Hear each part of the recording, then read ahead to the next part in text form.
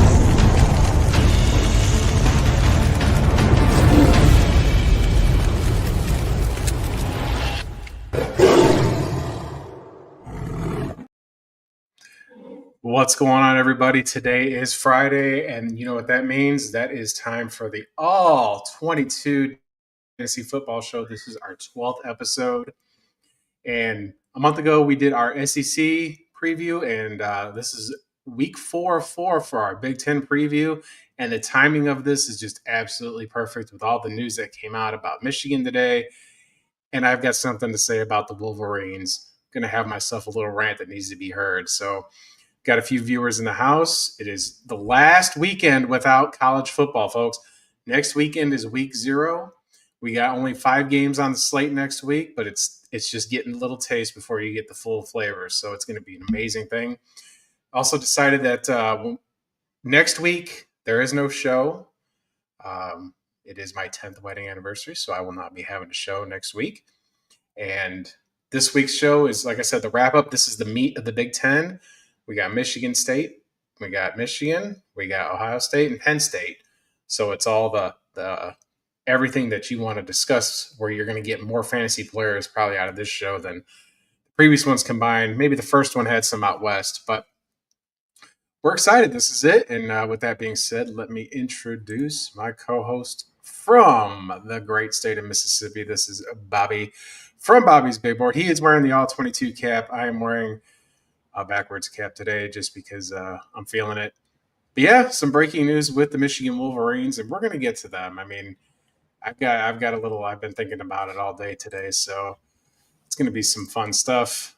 We've already got Sparty in the house. Ironically, I think that there's I will say that if you're a college football fan and you saw what happened today, I'll get to that. And we got some NFL preseason on right now. I know the Falcons and the Titans were close. They're in a nail biter. We got to see Cam Ward throw the ball a little bit. A little bit hit or miss. We'll see how he ends up doing the rest of the preseason. Obviously, he's going to be the QB1 there. We'll be talking a ton of NFL in the coming weeks. We'll be talking about college as well. So if you guys, this is a one-stop shop for all things betting, fantasy related, all of that in one show. We do it all. So if you guys have any questions for us, as always, jump in the chat. And I'm just excited. I mean, Big Ten, you got a lot of middling teams. You got some bad teams. And then at the top, they're not a top-heavy conference, but they do have some big dogs. And fortunately, we get to go over the 2, I think, big dogs in this conference. So I'm super excited to talk about them for sure. And before we get started, before we get rolling, because you guys know every week Bobby takes time and he gets the All-22 film. He does all the research for getting the players and stuff like that. He absolutely makes this ship float. But we're going to do a new format next week or in 2 weeks. What we're going to do is we're going to kind of go over college football in the first half of the show. And then the second half of the show, we're going to go over the spreads for all the NFL games. And then we'll close out with some fantasy sit and start. I mean, if you guys, we got 9 viewers right now, but if you join us on YouTube, you can ask real-time questions. Yeah. It could be Dynasty, it could be redraft, anything you want to know, any projections that you're feeling. Bobby's definitely all over the fantasy stuff. I mean, I've been playing fantasy football for over 20, 30 years, 25 years. I'm old. I'm not young like Bobby. I'm not spry anymore. So, but it's going to be good, and we're just looking forward, to starting off with some wrapping up our Big Ten series. Absolutely. And a little college music on for. Let me turn it down a little bit. There we go, for the NCAA 25 football game. Who we got first on the board? Yeah, let's go ahead and let's check this out. So, first team off the board, guys, that we're going to be talking about, I've saved, I think, in my opinion, the worst team out of this bunch. Although they're not a horrible team, they do have some bright spots. We're talking about the Michigan State Spartans, probably a contender for the best logo in the Big Ten, in my opinion, if that matters. No doubt. In 2024, they struggled a little bit, 5-7 overall, 3-6 in the Big Ten. Definitely had a slump, but in years past, this has been a very prestigious program. They've had a ton of great stars like Le'Veon Bell and Kirk Cousins come from the school, with a plethora of others. And they're head coached by Jonathan Smith. And if you look at some of the numbers here in terms of the points per game, they were the 123rd ranked offense in terms of points per game. That was towards the bottom of the entire country. They struggled to get into the end zone. That was their biggest issue. 79th passing offense in terms of yards per game, which is okay. 108th in terms of rushing offense. So definitely a subpar rushing offense, an okay passing offense.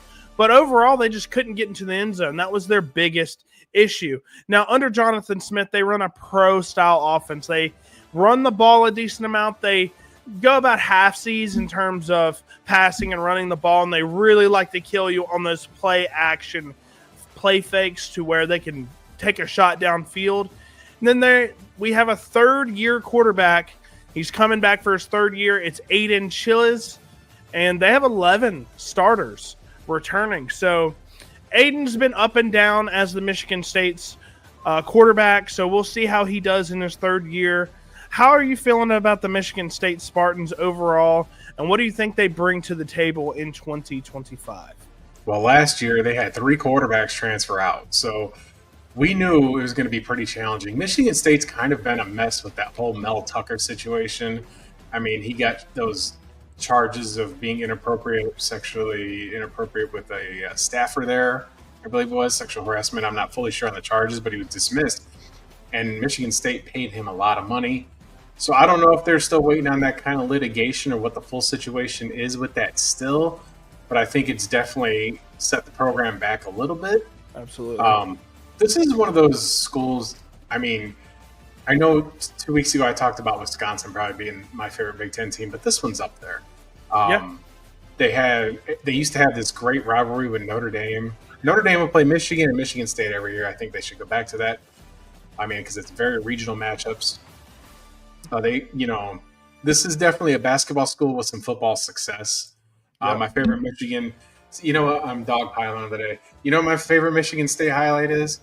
It's when they're playing Michigan and Jim Harbaugh's goofy ass has this look on his face when all Michigan's got to do is successfully punt. And what's the famous thing that they say? Trouble with the snap. Michigan State takes the ball to the house to win the game. No time left. They got to score. They can't run it out of bounds. That cannot happen. You just can't let that happen. And Michigan let that happen. Good. That was tough. It was so good. I'm hating on Michigan today. They deserve it. But that before all this, that was kind of one of the best highlights that Michigan State had. Absolutely, it's an unreal thing. They've had some, quality football players there just come out. I mean, but they've also had a few busts. It just feels like a program that's always on the cusp of greatness. But they did make the college football playoff when it was 4 teams. So they were undefeated going into that, Big Ten champs. So it's not like this is a program that's in disarray like we've seen with Nebraska, for example, that's just been down for so long, or that we've seen with, Indiana finally Indiana's an extreme example. But Michigan State's got a proud history. They're my favorite Michigan football team out of all the ones in the state.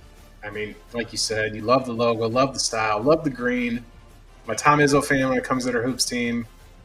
And I always said this too. University of Kansas just got a big donor for their football stadium. He donated $300 million of his own money. The guy, I can't think of his name, but they're doing a massive rehaul of Kansas Jayhawk football. Can you imagine? This is just me having fun, going off the rails before you go into all this. So they're the Spartans, right? Tear that stadium down and build a brand new stadium that looks like a coliseum because they're Spartans. Sick. Then you have the introduction. You play some of that music from the movie 300. You get it dark out there. You're coming out with Warriors. You got the best mascot in the Big Ten, hands down. It's a nice chilly night. You go out there like Greek gods. And they've kind of stuck with that, Paragon style of font and all that stuff. I just think that would be the shit. That would just be a fun thing to do for absolutely. Yeah, get some of that Greek architecture, mythology stuff going on. Yeah, I think that would be super sick, absolutely. But here's some Michigan State running from last year. They were pretty underwhelming last year in terms of this, but this is one of their good plays versus Michigan.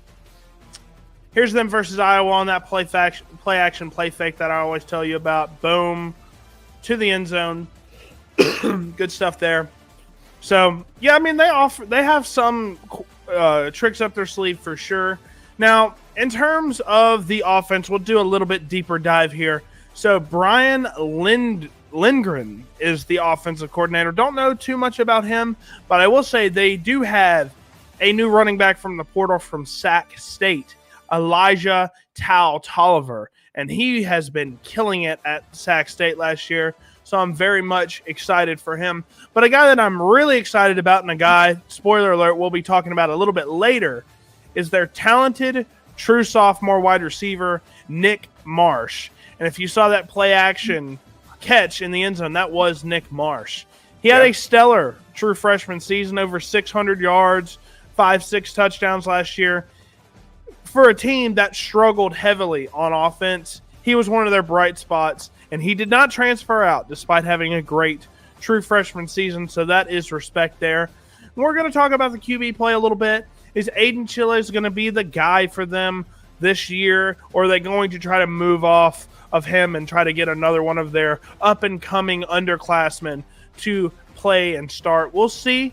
Now, they do have 2 returning starters, and they have the same tackles on each end. So they got their bookends of their offensive line staying. Their interiors pretty new, so that's going to be a question mark on whether they can run these inside zone concepts, things like that they like to utilize.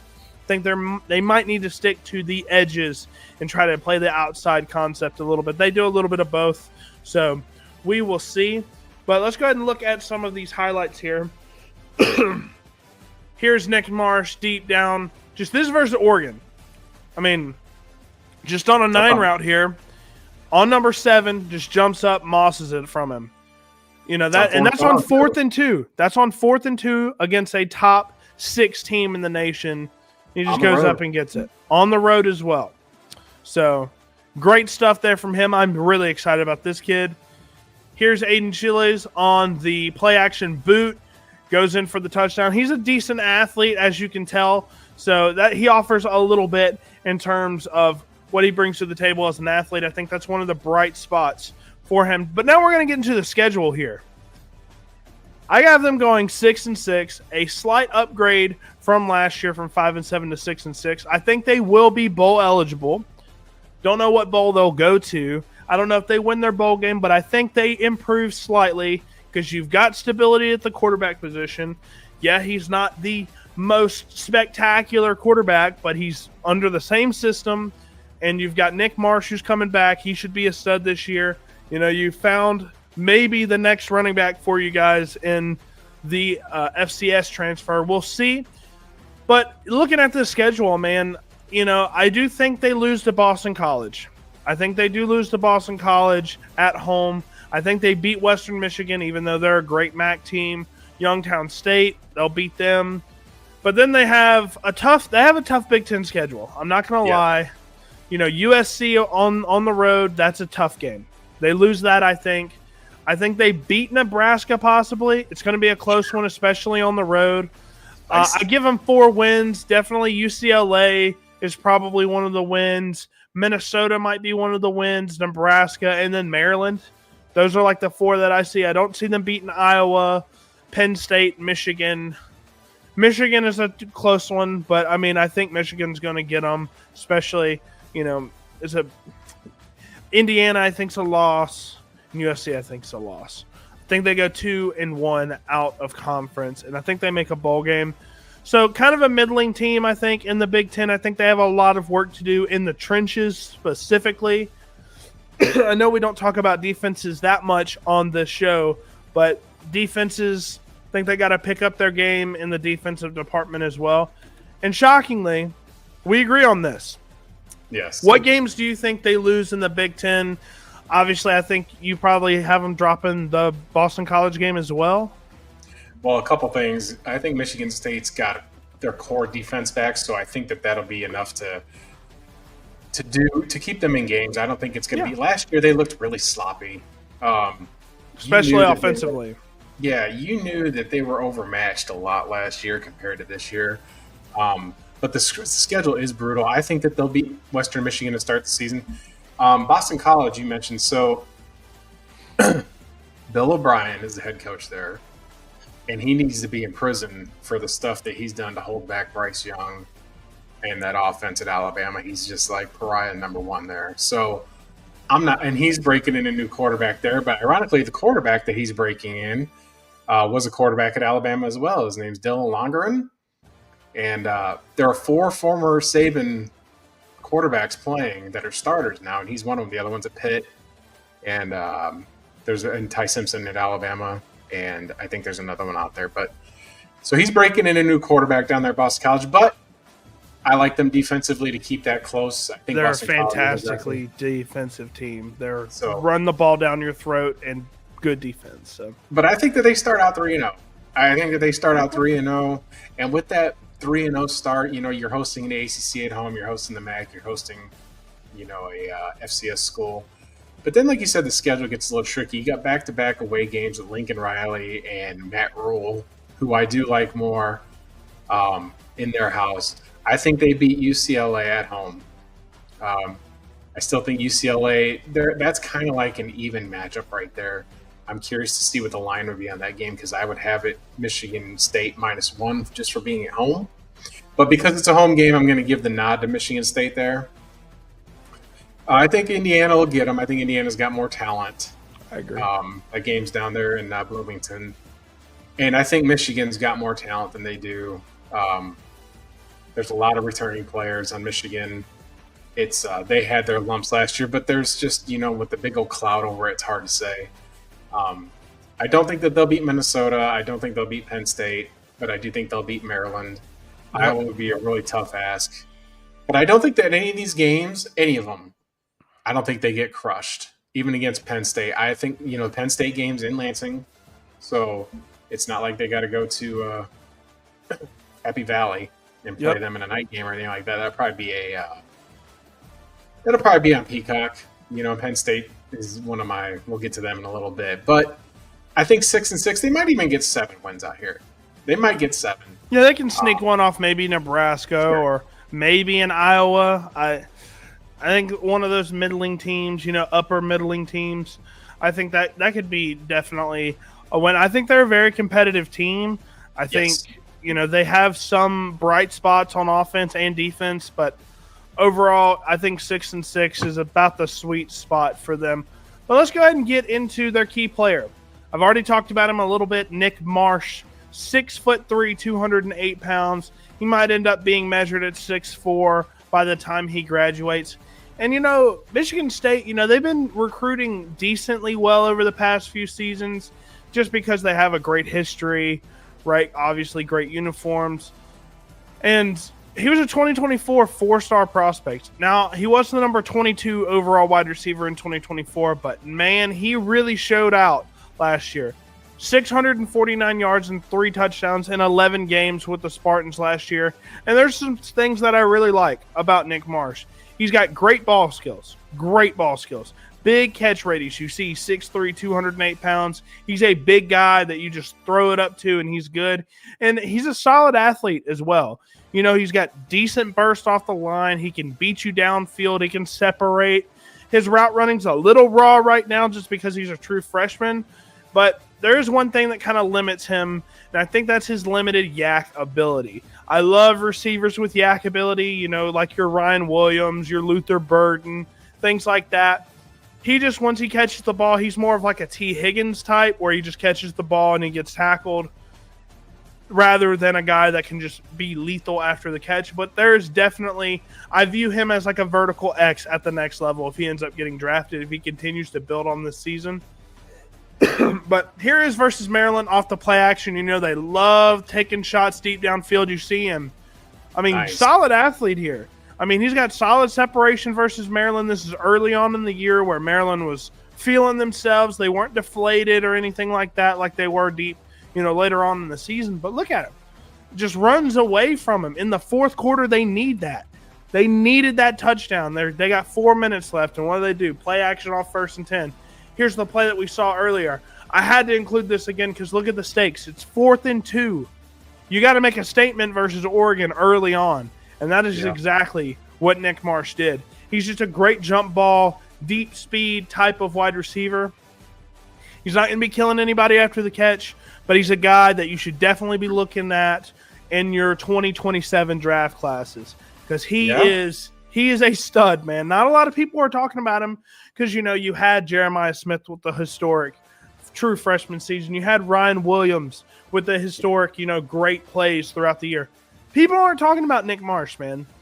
649 yards and 3 touchdowns in an abysmal offense as a true freshman. That's really impressive. He was one of the few bright spots on this offense. So I'm very excited to see what Nick Marsh does in the coming seasons. So with that, we go straight into the Michigan Wolverines, man.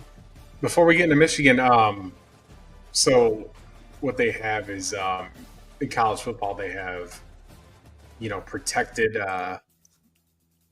opposition, protected opponents with these massive conferences. Like Alabama's locked into Auburn, Tennessee, and LSU. They're going to play them every year no matter what.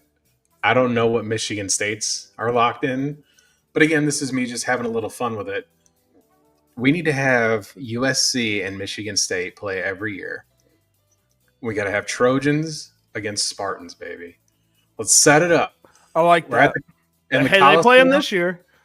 There's a Coliseum out in Los Angeles. They call it the LA Coliseum. That goes back to my whole Michigan State needs a themed stadium for theirs as well. So could be good stuff. But let's move on to the Wolverines. Yeah, we'll talk about the Michigan Wolverines, one of Justin's favorite teams in all of college football. It's up there with Alabama for him in terms of some of his favorites. But let's go ahead and talk about them a little bit. Last year, they had a slight fall from grace from their 2023 national championship win. 8-5, 5-4 in the Big Ten. They proved that they were having a tough time in the Big Ten, winning consistently. Now, they do have a huge win in the bowl game versus Alabama. That was an upset. I think a lot of people picked Alabama to win that game. Michigan came in there with a strong defense, and Milroe struggled a little bit. But despite that, obviously, Harbaugh is no longer the head coach there since 2023. He took the Chargers job in the NFL and has been doing some pretty good things with the Chargers, in all honesty. But now they're head coached by Sharon Moore. And, well, he had an okay season, but, as a Michigan fan, you got to expect better. They had abysmal quarterback play last year. Their offense was fairly subpar. We'll get into that in a minute. But if you're a Michigan Wolverines fan, you're expecting 10 wins at the minimum at this point because of all the talent that you guys are bringing in. But let's go ahead and talk about the offense, because I think that was the main problem. I think the defense still played very well up to Michigan standards last year, but the offense, man, they lost a lot of players to the NFL. They lost Donovan Edwards. They lost Khalil Mullings, right? So they lost both of their running backs. Yep, at the D tackle spot, he was phenomenal.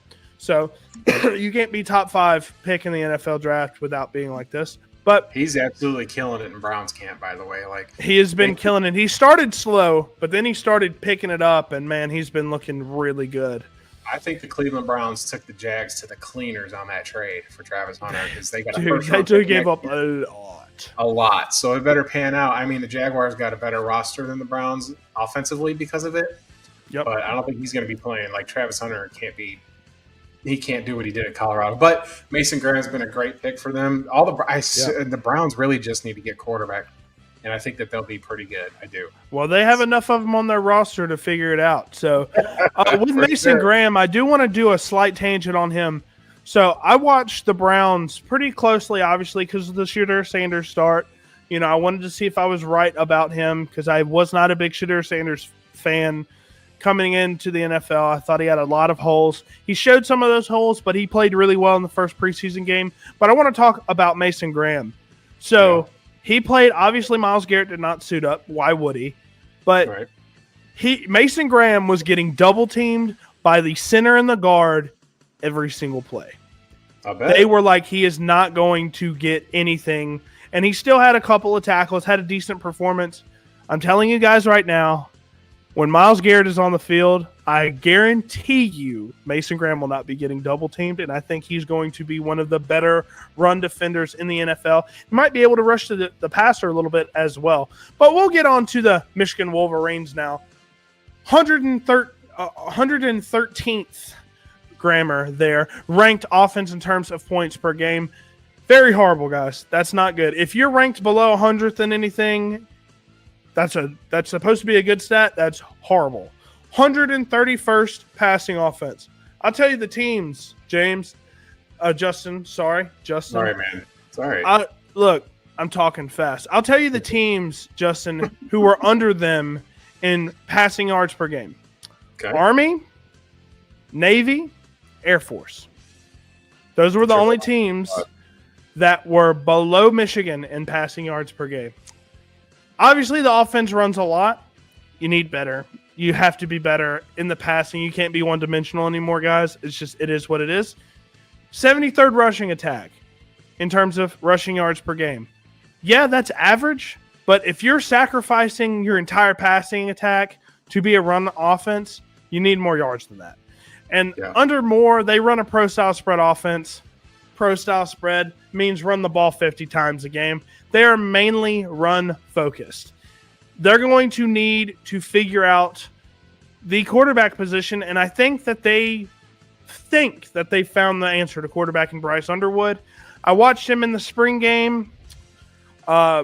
He was decent. He had a lot of questionable throws, in my opinion. Obviously, the number one quarterback in the 2025 class. He offers a lot as an athlete. But overall, man, Bryce Underwood has a little bit of growing. I think he's going to have a slow start, and it's going to be overall just a little bit questionable with what he can do. He's not working with a lot of talent in terms of wide receivers, because why would wide receivers want to come to Michigan? I mean, Roman Wilson was drafted. But, I mean, also J.J. McCarthy was drafted as well. So, you have to have a good quarterback, and I just don't think they have the talent in terms of wide receivers to make Bryce Underwood thrive right now. But he's going to have to do some developing if he wants to be something. But I do see the tools, especially in his high school film, hence why he was the number one quarterback in the class. And lastly, they have 10 returning starters.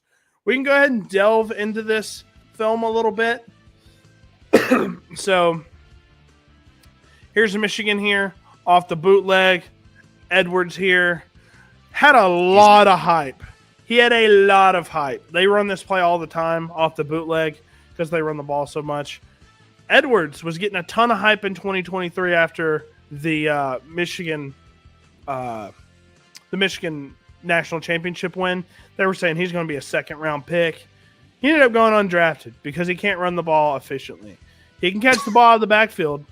He just can't run the ball very well. I mean, that's just it is what it is. You have a great offensive line at Michigan. He's very limited in that. But here, off the play fake, there's Colston Loveland, one of your favorite guys that came out. They lose him too. He led them in receiving yards last year.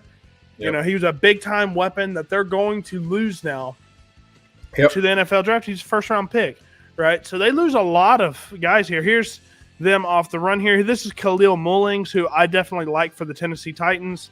Just saying, his path to playing time's a little bit weird, but I do like a little bit of what I saw. He's not the fastest, obviously, but he's a solid power back, can break tackles.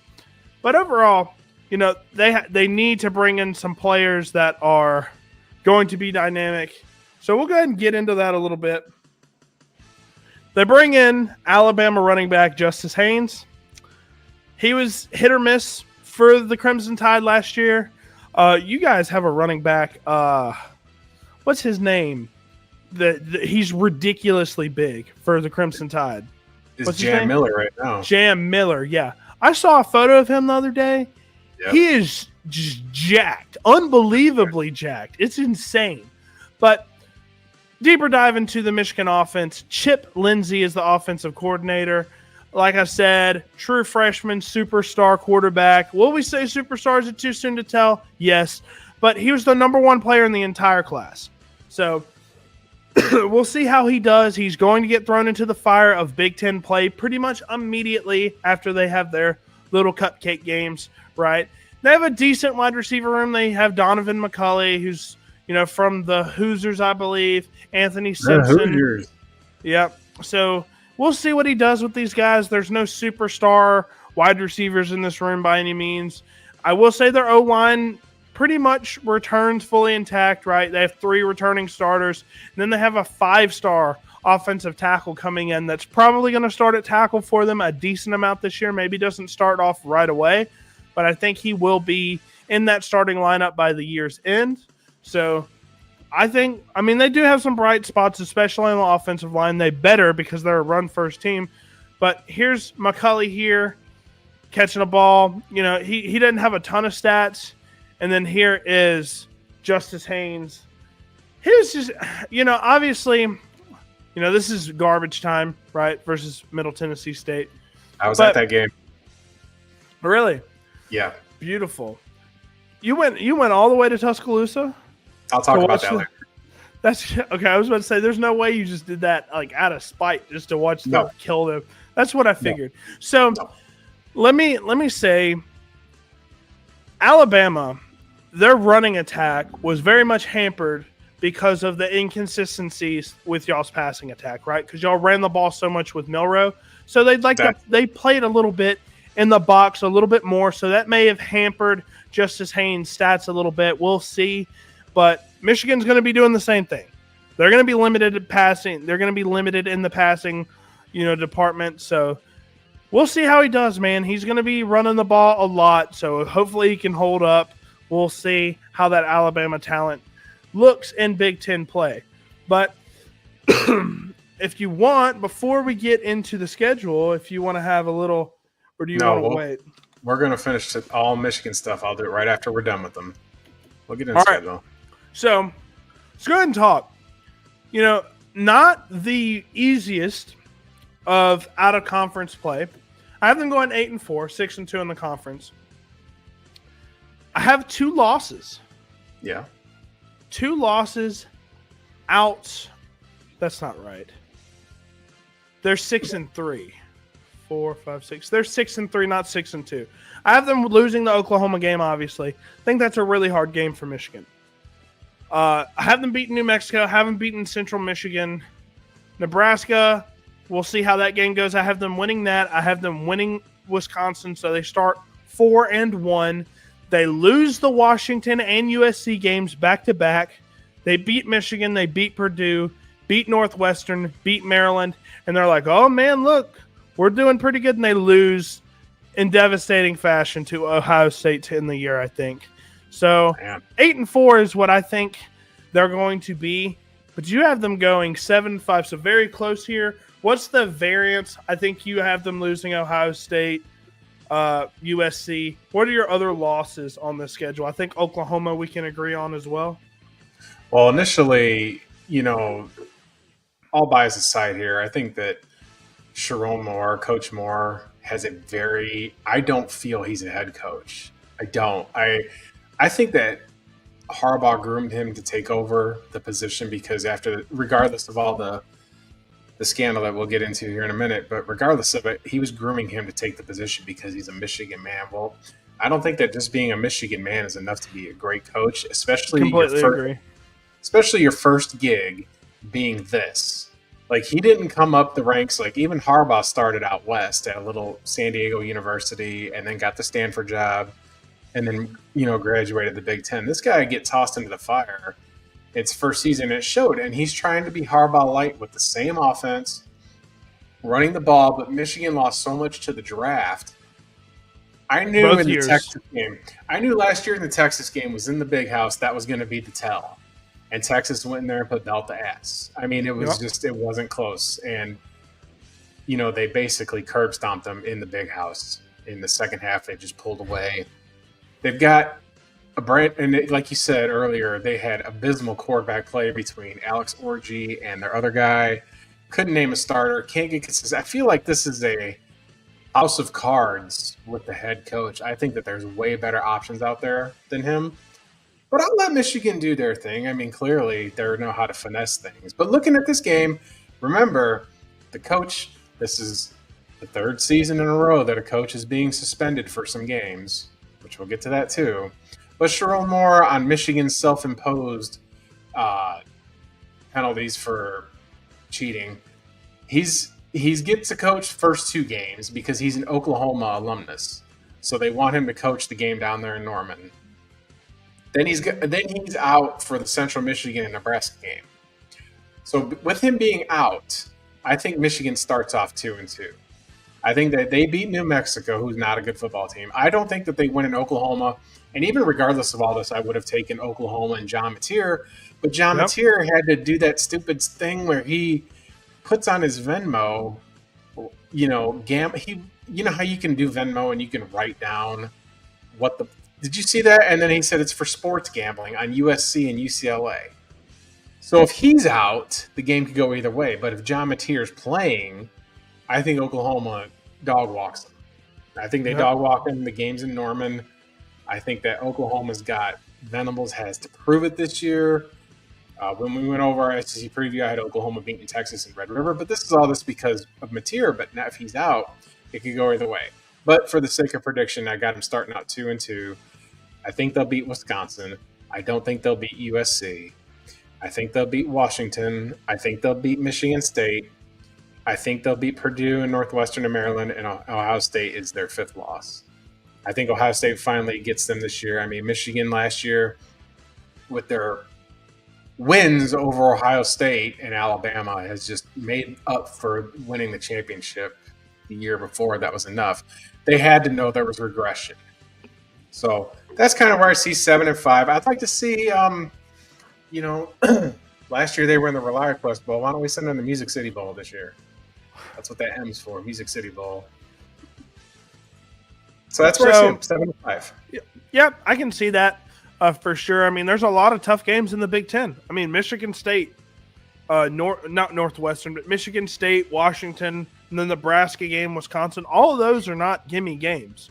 And, obviously you see a lot of these Big Ten teams that have the 3 out-of-conference games that are all cupcake games. Oklahoma is far from a cupcake game, man. Yes, Central Michigan and New Mexico are both really horrible teams. Oklahoma. Nope, you cut out. There you go. Yep. So, anyways, we'll talk about it. So, there's not a lot of talent here that I think is NFL worthy. So, I got to go with the number 1 overall player in the 2025 class, Bryce Underwood. He's got the size at 6'4", 228 pounds as a true freshman. That's really good size. Michigan gave him the bag, capital B, capital A, capital G, to come play for the Wolverines. He has a historic high school career. 48 starts, over 165 total touchdowns. Only 17 years old as well. Starting in the Big Ten, he's going to play Oklahoma, at Oklahoma, and he's going to be 17 years old. Yeah, I don't know how well that's going to go, man. I'm just going to say that outright. I don't know how well he's going to be able to adjust to this. Not a lot of these true freshman quarterbacks are just going to be coming in there thrown to the fire like this, but he has a great blend of size, speed, and arm strength. I think he has all the tools there. He's got great pocket awareness, especially to be 17 years old. But he's a little bit antsy right now. In the spring game, he was being very, very conservative, throwing the check downs, not trying to make any mistakes.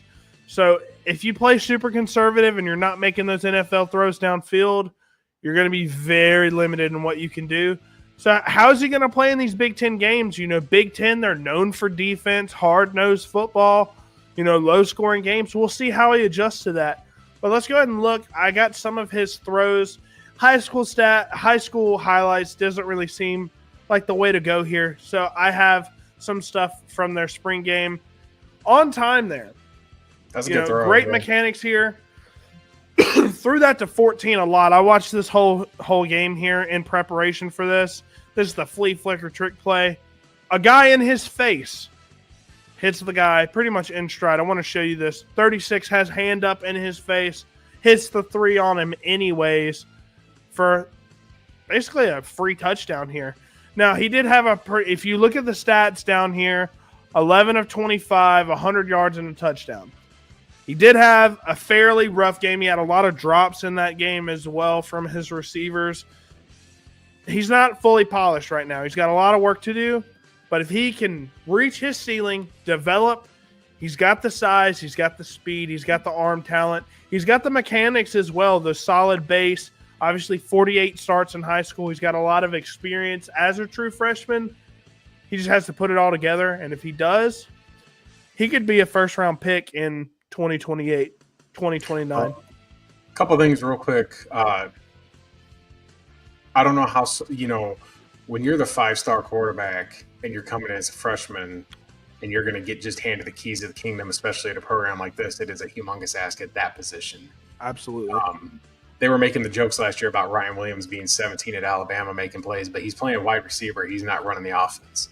Absolutely. So it's a humongous difference. And also, Justice Haynes, I know that you touched on him earlier. I think that's a great pickup for them.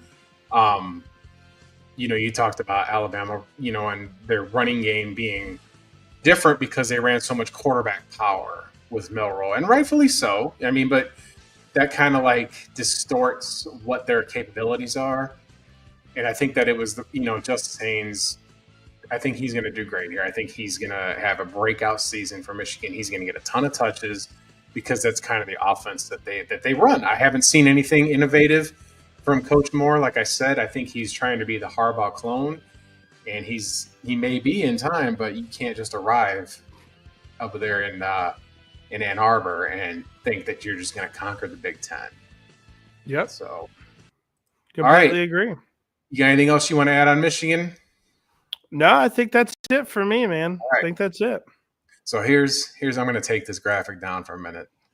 So, ladies and gentlemen, today there was breaking news that we all know. Well, yesterday it kind of broke that Michigan finally got the NCAA's discipline, the hammer, as they call it. And boy, what a swing and a miss that was. The NCAA proved itself to be absolutely impotent and worthless when it comes to punishing programs. Now, I've been watching college football a long time.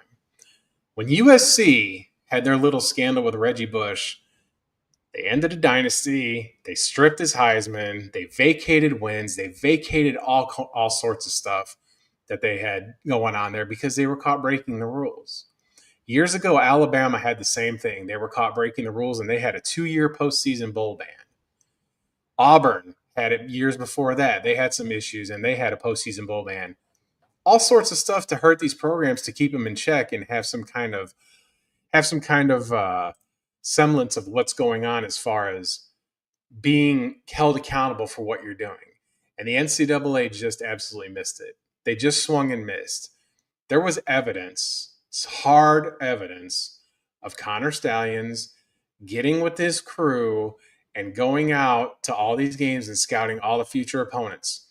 So people want to say, well, what's the big deal that they stole some signs? It's not a big deal that they stole signs.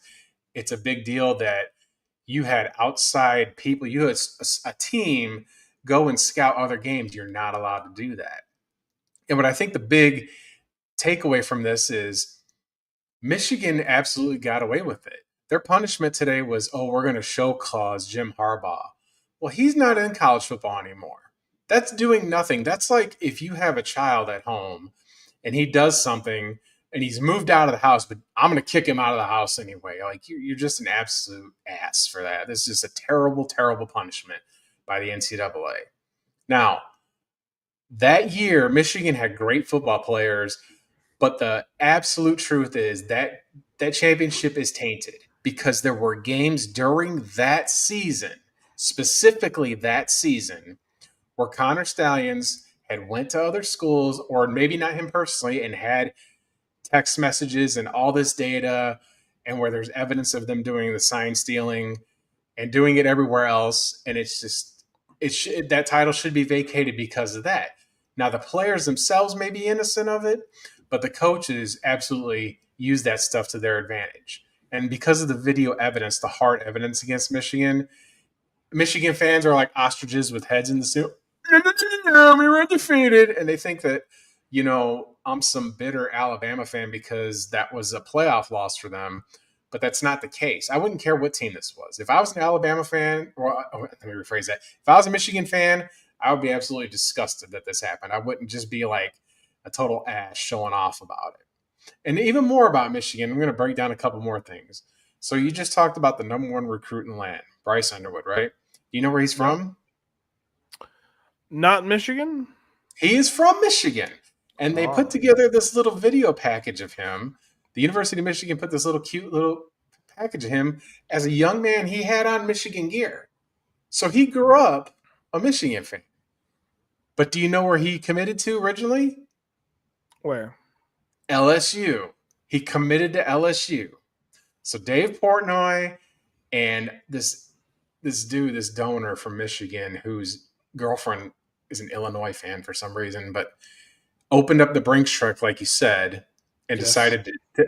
So think about how it's kind of pathetic. You grow up loving a football team, right? If I grew up, I did grow up an Alabama fan. I personally, I'm in my late 40s. I couldn't be pulled away from it for all the money in the world, personally, especially in an era where LSU was giving him, or where if Alabama said, we're going to pay you to come here and play, like you're just getting the icing on the cake. So you're telling me, like, Bryce Underwood may become a Heisman Trophy winner, may do all this stuff. He's an absolute fraud of a human for just selling out for the money. You just are, dude. Just be honest about it. It's okay to take the money, but don't act like you love Michigan football anymore. I think he loved Michigan football, and I think he's a fan. But as a quarterback, why would you want to come to Michigan? Exactly. Why would you want to come to Michigan? Because, J.J. McCarthy, he was a first-round pick, but bro had like 2,500 passing yards. So that's nothing to scoff at in college, but Brian LSU's throwing the ball like that. Right? That's probably why. You were going to take over basically for Garrett Nussmeier after this season because he's going to go to the NFL and LSU. Brian Kelly's, they like to make fun of him, but he's a good football coach. Yep. He has the horses down there to throw the football. So Michigan and all their nonsense has absolutely tainted it. If you're a college football fan, I don't care what team you like. Michigan should be your villain. You absolutely should root against them because they're absolutely mocking the result. In fact, they said today that they're going to appeal the ruling. They think the ruling's too harsh because they got that $20 million fine. What they should do is strip that title and do a 2-season postseason ban, end of story. That would be justice for cheating because they cheated. And also, like, those previous ones that I spoke of were less impactful on the football field than having somebody on your staff go and steal signs to directly affect something on the field. It's absolutely crazy. It's disgusting what Michigan did. And Harbaugh, it's against my spirit to do a little bit, but I hope he fails. I hope he fails for the Chargers because he's, he knew it, and he didn't, there's no penalty for him. None. Oh, I can't come back to college. Well, he's getting old. He's not going to come back to college. Yeah, Chargers is probably his last hurrah. This is it. He's trying to win a Super Bowl by 2030 probably. And then that's it. I think that's it for him. I think if he makes it to 2030 in his coaching career, who knows? Right. He's absolutely Michigan fans should be ashamed of themselves endorsing this. Oh, they did it on the field. Well, half the Oh, they beat Penn State and Alabama. Yes, they did. They did. After he was gone, you're right. They did because they had the talent to do it. I'm not mistaking that. And Jim Harbaugh's not a bad coach, but it's just, why did you have to do this shit? Like, you've absolutely tainted your program. And $20 million is nothing to them. Michigan's an elite university with all kinds of donors. They could pay this in their sleep. But they're fucking cheaters and they're fucking losers. And I hope you fucking never make another bowl game until Jim Harbaugh's show clause is up. No offense to the players, but fuck Michigan. End rant. Let's move on to the next team, Bobby. All right, man. So we got the Penn State Nittany Lions, man. Look, I'm a big fan of Penn State, man. I'm a big fan of their culture. I love what they do with the whiteout games. You know, obviously you have the historic clip where they're whiteout and literally the opposing team is just like, we can't hear anything. It's one of the loudest things that anyone's ever heard in the college football space. And man, they have a really cool looking head coach, I'm not going to lie. 13-3 last year, 8-1. They lose in the Orange Bowl in the college football playoff, and they were just this close, man. They had a ton of talent. They had Tyler Warren, right? They bring back both of their running backs. We'll talk about them in a minute. Obviously, they bring back Drew Aller. They're pretty much all in this year. I think both of their running backs are going to the draft this year. Drew Aller's going to the draft this year. They were like, man, just stay one more year. Because Drew Aller, I think, could have been a first-round pick last year, in this year's draft. Easily could have been a first-round pick. He stays. Nicholas Singleton, I think he could have been a second-round draft selection. He stays, right? Kaytron Allen, he stays. So they have a ton of talent. Even though they lost Tyler Warren, who I think was a big loss, they just keep recycling. They lost Theo Johnson, right? They lose a ton of guys. Brenton Strange, just over and over, they just keep losing these tight ends. They just replace another one, right off the rip. So they're head coached by James Franklin, cool looking guy, that's for sure. And what did he do with this offense last year? You think Penn State, you think run the ball. They do run the ball a significant amount. And the difference between Penn State and Michigan is, look at that offense. 28th ranked offense. Very efficient offense in terms of putting points on the board. They did that a lot last year. Not in just their cupcake games. They did put up a lot of points versus the bad teams. They were doing it against good teams as well. Obviously, why they were 8-1 in the Big Ten. 66th passing offense. For a team that runs the ball a ton, this is very solid stuff. 66 passing offense. We have some air raid concepts that weren't even passing the ball in terms of yards this much. And then they were a top 20 rushing offense, 17th in the nation with Kaytron Allen and Nicholas Singleton. Two really talented backs that are both absolutely going to be drafted before the fourth round, both of them, in 2025, I believe, with the 2026 draft. So they run a multiple offense. Lots of different formations. They utilized the Wildcat last year with Tyler Warren. They'll run the two running back sets. They'll run 12 personnel all the time. They'll run shotgun. They'll run under center. They can do all of that because they have a very experienced signal caller, which is probably his final year. He's a senior for Drew Aller, unless he gets hurt and he gets an extra year of eligibility because of that. Drew Aller, this is his final season, and he has been putting up some great numbers at Penn State despite them running the ball a lot. And they have 14 returning starters. Yep. Penn State is one of my favorites to win the conference. They're one of the top 5 favorites to win the national championship this year. They have a ton of talent, specifically on defense. They have some really good talent on offense as well. What do you think about the Lions? Obviously, they have some tainted history as well, back in the early 2010s. But overall, they've really bounced this program back. They're always a super competitive school. How do you feel about their outlook going into the 2025 season? Well, I think the defense is going to absolutely be the nastiest in college football. I think that the number one defense in college football is right here in Happy Valley, and it will not be a happy place to play, period. I have to agree with you. I think that this is going to go a deep run. After we cover the next team, I'm going to give you my Big Ten picks and then the national championship picks.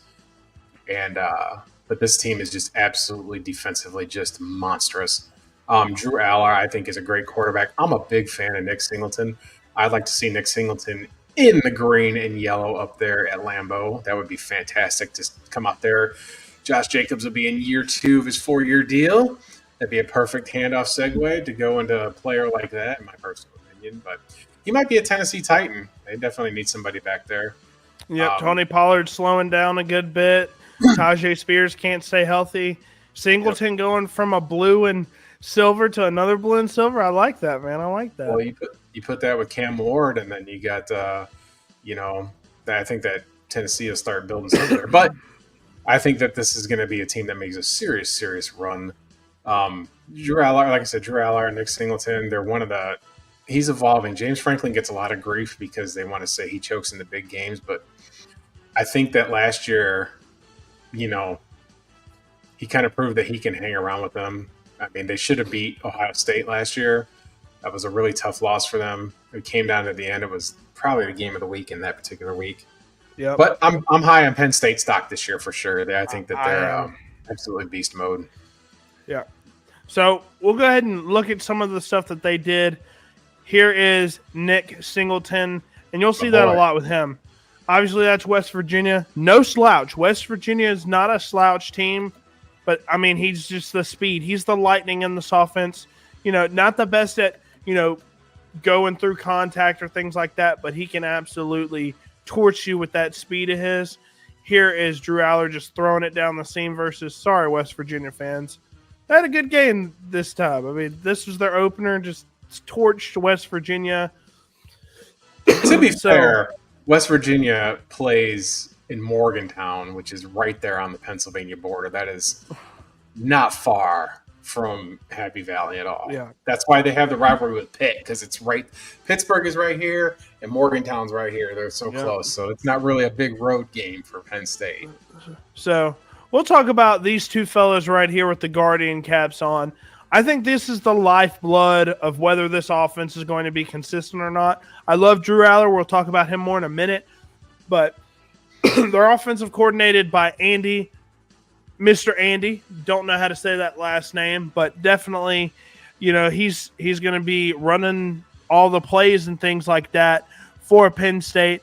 And look at these yards, man. For a run-heavy team, Drew Aller throwing for 3,300 yards, 24 touchdowns, 8 picks. He needs to turn the turnovers a little bit down. That's the one thing with him. He throws a little bit too many picks for me. But overall, that kid's spectacular. I'll talk about him more in a minute. But in my opinion, they have the best running back tandem in all of college football. Yeah. Nick Singleton and Kaytron Allen. You've got the Lightning and you've got the Thunder, the perfect 1-2 punch, right? You kind of have that with Ohio State last year. What do? They won a national championship with Judkins, who was more the Thunder, and then Travion Henderson, who was more that Lightning. You have the same sort of dynamic here with Nick Singleton and Kaytron Allen. Kaytron Allen being that Judkins, he's ridiculously big. If you haven't seen him in person, he is ridiculously big. He's shorter. He's stocky, man. So both of those guys are fantastic, phenomenal guys. They have a new wide receiver room. Drew Aller, he wasn't working with the most outside of Tyler Warren in this wide receiver room. So they bring in Syracuse transfer Turber Pena and then Kyron Hudson out of USC. So they brought in 2 very talented wide receivers. And this might be the best O-line as well. I think they might have the best trenches on the offensive and defensive lines. They have 4 returning starters. That offensive line was phenomenal last year, and they have 4 returning starters. So let's go ahead and look at Singleton here versus Illinois. Finding the hole. Boom, just get in there. That's Kaytron Allen, actually, I think. And here's Nick Singleton. Just the speed, you can see that immediately once he gets the ball. So Kaytron Allen, he's more your goal line back. He's going to be getting on the field within the 5-10 yard line, third and short situations. And you just see he's a bowling ball, man. He's super strong, as you can see. And then the guy that's catching the ball out of the backfield more is going to be Nick Singleton. He's going to be the first 2-down plotter, things like that. Both of them are very dynamic weapons, and I expect Penn State to use them to the fullest extent. But here's something that I was surprised with. When me and you, we do our predictions for the schedules completely separate. Yep. I was surprised that me and you both had them going 11-1. And I think we have them losing to the same people, which is Ohio State on the road. Is that the loss that you gave them? Actually, no. Who you have them losing to? Oregon? Is Oregon. That was the two that I was a little iffy on. I think Penn State, Oregon's traveling across the country, playing in Penn State, which I think is one of the hardest places in the entire country to play at. I think Oregon comes up a little bit because, they've got the easy first 3 games, as does Penn State, but they get the confidence. I think they have the slight edge there. But, yeah, Oregon and Ohio State, I think those are the only 2 games where you're like, maybe they lose that one. I think the rest of the schedule's fairly easy, in all honesty, right? You've got Nevada. I think that's a win. FIU, come on. Villanova, hey, great basketball school, but not a great football school. Didn't even know they had a football program, in all honesty. Kicking off your Big Ten play versus Oregon is a little tough. Not gonna lie. Howie Long. I haven't mentioned that one. Howie Long. Yeah, he's a Villanova grad. Anybody else? Not off the top of my head, but I know he's one of in the Hall of Fame. So yeah, hey, that's fair. UCLA, think that's a win. Northwestern, Iowa. They don't play Washington or USC or they don't play a lot of the Big Ten schools outside of Oregon and Ohio State. They play Indiana, which I think we both agree. Slight frauds. I think they regress a little bit from last year. Obviously, they had a great season last year. Indiana did. But, I mean, they just play a lot of the middling teams and some of the bad teams in the Big Ten. So they have a slightly easier schedule than would be expected. So you have them losing the Oregon game. I have them losing the Ohio State game. And we presume 8-1 in the conference has got to be good enough to make the Big Ten championship. Yes. Yeah. I mean, look, with my predictions, man, USC is up there with me as well for competing for a Big Ten championship. But let's go ahead and go into the key player. And look, this is for Superflex formats, guys. Katron Allen, I love as like a goal line back. I kind of see a lot of Tyler Algier in him. Nick Singleton. Wasn't super impressed with his film. I know that's going to be a little bit of a hot take, but wasn't super impressed with Nick Singleton's film. Kind of saw a lot of Dylan Sampson in him.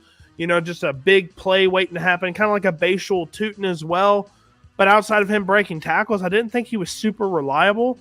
So the guy that I'm going with, and in my opinion is the guy that's going to be drafted the highest out of any of these Penn State players on this team right now. Obviously, Tyler Warren was a top 15 pick. Drew Aller, 6'5". Before you get into the film on him, go ahead. Is he on the clock, New Orleans Saints, number 1 overall pick No, next year? I don't think so. So now it's a possibility because he's got the size, he's got the frame, he's got the arm, right? He has all those things. He's played at a big school. If he wins a national championship this year and has a phenomenal season, could definitely be in the conversation, number 1 overall pick, right? Do you think he's better than Cam Ward? Because quarterback is a prime position, and there are teams that are going to need it. And the Saints, I know they went in the second round with Tyler Shuck this year. But looking at teams that could potentially draft in the top 5 next year that are going to need quarterbacks, this is one of them, or New Orleans is one of them. And I can see him going down to the Big Easy and getting an opportunity there. Yep. There may even be a chance that some other teams might move on depending how the seasons go. You just don't know. Mm-hmm. But so, I can see Drew Aller having a higher ceiling. Like, I see a little bit of Josh Allen in him, man. I really do. Yeah. Not because they're similar sized, right? 6'5", 238. They can both run the ball fairly well, right? You can use him on QB keepers, things like that. But, obviously I don't think he has the cannon of an arm that Josh Allen has, but I think he has very good arm talent. Very good arm talent. I don't think, obviously, Josh Allen is arguably the best arm in the entire NFL. I think he's slightly, in that Baker Mayfield. And guys, if y'all know anything about Baker Mayfield, that dude has a monster of an arm. I think Drew Aller's in that range, not quite towards the top three. Your Patrick Mahomes. Baker went number one overall. Baker went number one overall, and he wasn't 6'2". He was 6 foot. So this guy's 6'5", 240. That could be very enticing to an NFL franchise. And if he goes out there, puts up another season like this, he needs a little bit more touchdowns, a little less interceptions, goes out there and performs great on the biggest stage in those college football playoff matchups. Could easily see him being the number one overall pick. But I'll tell you, since we're not going over the ACC, guys, the number one quarterback, in my opinion, in this entire class, and there's a ton of really good quarterbacks, right? Mendova, you've got Drew Aller, Garrett Nussmeier. The guy that not a lot of people were talking about, Cade Klubnik. Yeah, for the Clemson Tigers. I think he might be the number one overall pick in 2026. So if he's the number one overall pick, could Drew Aller's not close behind. He's not close. Could he fall to the Browns? Could he fall to the Steelers? The Steelers are going to need somebody. Can he fall to Cleveland? I think the Steelers have a good enough roster to where they'll be a 15th, 16th pick. I don't think Drew Aller makes it past the 10th pick. I think if you're the Steelers, you're going to have to trade up for him. And the Browns, I could absolutely see taking him, right? You kind of see a little bit of Baker Mayfield in Drew Aller as well, obviously a lot bigger than Baker Mayfield. So it just depends, right? Because they made a big mistake moving off of him, obviously. They have been in purgatory since, Baker took them to their first playoff win in forever.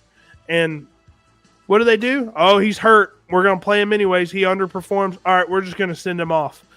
That was one of the worst decisions a franchise could have possibly made because you saw the upside with him. It's ridiculous. The Browns are a laughingstock. But with Drew Aller, man, you look at his year in 2024, respectable. He didn't have that many wide receivers to throw to. He had Tyler Warren, who is phenomenal. Tight end, he's a top 5 tight end in fantasy this year. I'll say that right now. Redraft, draft him at his current ADP. He's like the tight end 8 or 9. 3,300 passing yards, 24 touchdowns, 8 picks, 302 rushing yards. If you discount sack yardage, he had like 700 rushing yards and 6 touchdowns on the ground. So he can run. He's already a first-round projection. I would be shocked if he, outside of barring an injury, he will be a first-round pick, no doubt about it, because of these things. Elite size, 6'5", 240. Dude, that is NFL. That's making all these GMs, just shiver. And they're like, we need this guy. Arm talent towards the top of the entire nation. That's why he was the number one quarterback in his class in 2022. Now, one thing that he does need to get better at is when he is under pressure and he's got a guy in his face, he is not the best. He'll do some Sam Darnold stuff where he just throws it into some crazy windows. He'll make some weird decisions when he has a guy in his lap. So that's something that he's going to need to fix in this 2025 year. He's going to have to stay consistent. He's going to have to protect the football. And if he does that, he could very well be the number one overall pick in 2026. So let's go ahead and look at some of this film here. This versus Bowling Green, MAC champions, I believe. They're down 17-7. The offense started really slow, right? Harold Fannin Jr. was just dicing them up, just catching all the footballs at the tight end position. But here he goes deep down the field, in stride on a deep post. Easy money there. Here's another highlight versus Bowling Green. That's an NFL threat. I'll break this down a little bit. This is versus basically cover 2 man. What a perfect throw. That's a perfect throw. That's to his back. That's to his back as well. That's Nick Singleton. That is a perfect throw. This is the third quarter. You're down 4. You're 2nd and 7. You need a big-time play. And look at the velocity on that, man. This is the thing. Look, great mechanics there. If he's not under pressure, he can find the open man every single time. That's anticipation, too. That's understanding your player. I mean, And Bowling Green was not a bad football team last season, but not at all. For them to do that, like that's a good play to pick to really showcase what the potential is there. I don't care who the opponent is. When you're anticipating it like that, in that defense, which is cover 2, is like the elite defense to cover. It's the best defensive formation, in my opinion. When you can get to the quarterback with 4 down linemen and put the rest of them in coverage and make your quarterback have to make these really tight windows. The middle of the field is the vulnerable spot on cover 2, but for him to make that throw, that was a hell of a throw right there. And you saw how they got it open, right? Yeah. Normally, they had 2 backs on the field there, so they had 2 wide receivers, 2 backs. And normally what you do is you put basically both of your outside receivers on 9 routes, and then you try to run the slant over the middle, or you run the deep post and you attack the middle of the field like you said versus cover 2. Well, they said, no, we're not going to do that. We're just going to run Nick Singleton on a deep post out of the backfield, So beautiful stuff there. Beautiful stuff there from Drew Aller. So I think this is beautiful stuff, man. I think he could be phenomenal if all things go right with Penn State and he doesn't get hurt. Fingers crossed. He's a big, durable guy, so I think he'll be fine. But last but not least, we got to talk about the 2024 national champions, the Ohio State Buckeyes. What better team to end it off on in the Big Ten than Ohio State? Last year, they were my pick to win it all. Because, why wouldn't they be? Look at the offense. Look at the offense. Will Howard was no slouch. I know people were like, who's Will Howard? I'm like, bro, if you ain't been watching Kansas State over the past few seasons, he was phenomenal. Phenomenal at Kansas State. Then you had Judkins coming over from Ole Miss. Travion Henderson, who's been a superstar in and of itself. He was my RB2, and he's been killing it in the preseason and at camp. He's been amazing. Then you got Jeremiah Smith, Emeka Egbuka, who went in the first round. Just tons of talent. And, I know they lost a ton of talent. They brought in a ton of talent, man. They end up going 14-2, 7-2 in the Big Ten. They lose versus Michigan, and they lost versus Oregon, where Will Howard slid a little too late. That's correct, right? Yes. Regardless of that, won the national title anyways. It was just a belt to ass pretty much the entire playoffs. Just destroyed. They destroyed Tennessee. They destroyed Notre Dame in the championship. And then who else did they play? They beat the brakes off of Oregon in the rematch. So, they just had a scorched earth through the playoffs. Just destroyed everybody. And Ryan Day, I know he's feeling himself right now because look at what he did to this offense, right? He was one of the most efficient offenses in all of football, top 15, 14th ranked offense in terms of points per game. And that's with an elite defense, right? They were in the game that they had that was really close, though, was the Texas game. It came down to the end, and then they fumbled the ball. So, but, I'll let you wrap up your points here for you ask me on Ohio State, but this is there's an elite football program right here. I would love to see them in the SEC. I would welcome it. It would just make the conference that much better. They get Arch Manning, he's going to have a tough time because the opener, Ohio State, that's tough. So fun fact about that matchup, they've already got the Vegas lines. Texas is the #1 AP team in the preseason poll. They're the first team, I think it was since 1980, to be an underdog in their first game. Interesting. They're underdogs. They're 2-point Isn't that underdogs. Funny how that's crazy. Yep. And it's the big noon kickoff. Like that's the craziest part. Your #1 and #2 is at noon. It's not in the hot sun. It's going to be hot in Columbus. It's still August. September. It'll be Labor Day weekend. It's going to be scalding hot. So. Man, I cannot wait for college football, man. 2 weeks. 2 weeks. Dude, you can't look. I've been over here like bouncing in my chair, excited because I'm watching preseason, watching Alec Eomanor catch footballs from Brandon Allen of all people. That's what I'm excited about. Wait till college football kicks off, man. I'm going to be like a kid in the candy store. It's like this every year. That's why it's the greatest sport on earth. But in terms of the offense, 29th passing offense, very, very good stuff from Ryan Day. And the 57th rushing offense in terms of rushing yards per game. They were just scoring at will on pretty much everybody. That Oregon game in the regular season, it was a very high-scoring affair from both teams. Will Howard just slid a little bit too soon. I think they had the win. That would have made them, in my opinion, the number one team in the country. But pro-style offense, they have a blend of modern spread, tempo stuff. You know, they run a very NFL-type offense, right? And they got the number one quarterback in the 2024 class, Julian Sand. Yep. He sat behind Will Howard, and he gets the keys to the kingdom now. 7 returning starters for the Ohio State Buckeyes. How do you feel about them? Obviously, I think we're in agreement that we think they're up there towards the top of the Big Ten, easily could compete for a Big Ten championship. But how do you feel about them losing all the talent that they did? And what do you feel about the talent that they brought in? Because, I mean, you have to bring in a bunch of talent after what they lost. Well, first of all, when Nick Saban retired, 3 key players from Alabama went to Ohio State. Yep. Caleb Downs, Seth McLaughlin, and Julian Sand. Julian Sand was practicing in the Rose Bowl before the Michigan game. So they got some elite SEC talent there. And I think that Caleb Downs was the difference maker to really kind of get that over the hump because he's such an elite player. He's probably one of the best defensive backs I've ever seen. And, you know, when you lose – goes back to the Georgia argument that I made when we did our SEC stuff and our Texas argument about replacing players that go pro. Now, Ryan Day is a good coach. He's proven it. He's proven he's been able to do these things. But I think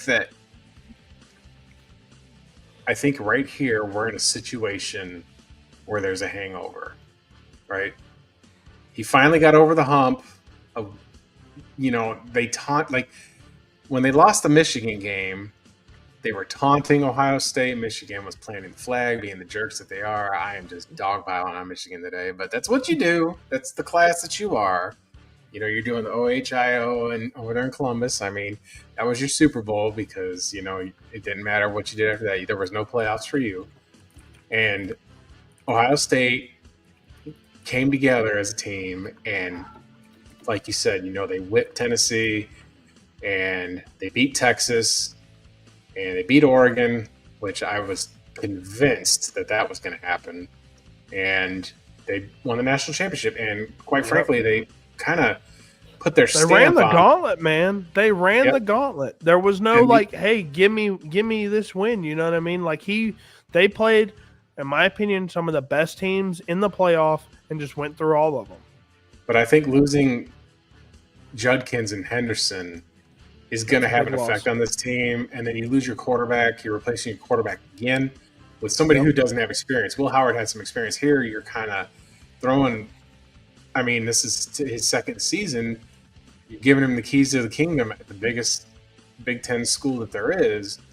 I mean, with a deep tradition of winning.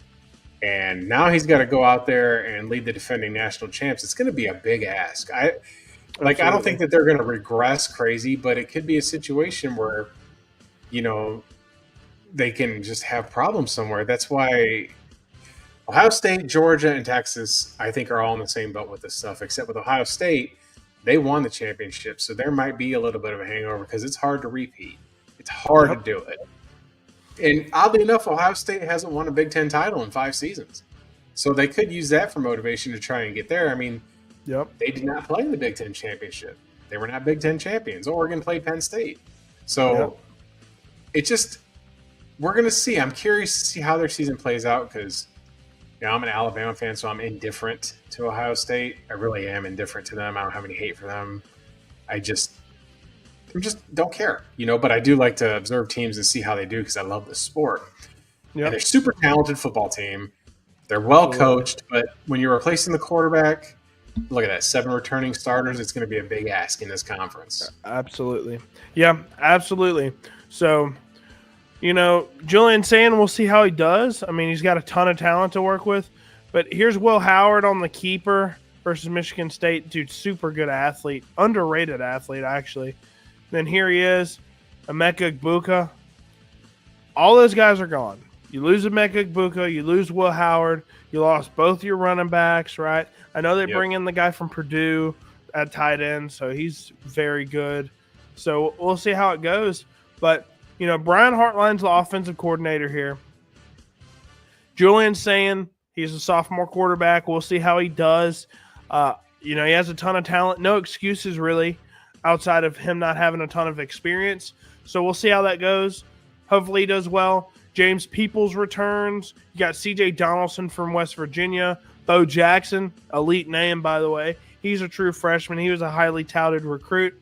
But I think the strength of this team, I think the running back room will regress a decent amount. I mean, that's what happens when you lose two players in the second round. They were both second-round picks from the same school. That has not happened in a long time. Might happen with Penn State. We'll see.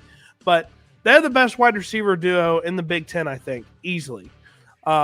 Jeremiah Smith might be the best football player at the wide receiver position in college football right now, and he was a true freshman last year. That's very scary. I mean, he's just a freak athlete. Reminds me a lot of Andre Johnson. We'll talk about him in a little bit. Carnell Tate as well, no slouch himself, could easily be another first-round pick in 2026 for the Ohio State Buckeyes. Loved what I saw on film from Tate.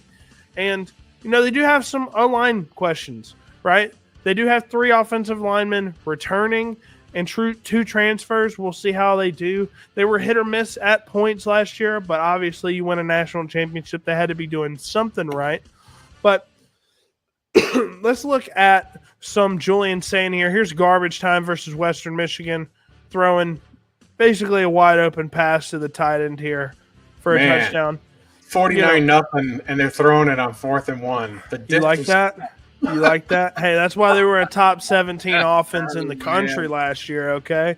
This is versus Tennessee in the college football playoff. Here's Will Howard throwing it to Carnell Tate on the deep out route. I love what he does in terms of – I don't think he's as good as Emeka Egbuka. I don't think that, hence why Emeka played over him the entire time he was there. But I do think Carnell Tate has a ton of upside in terms of the route running. I think he's a speedster down the field as well. We'll see where he ends up, what he ends up doing with Jeremiah Smith as the number 2 on that offense. But I think he does get drafted fairly highly just because of the polish that he has in his route running. So let's go ahead and get into the schedule because obviously they open it up and they've got a tough one. It just is what it is. It is at home, Texas. I think it just depends.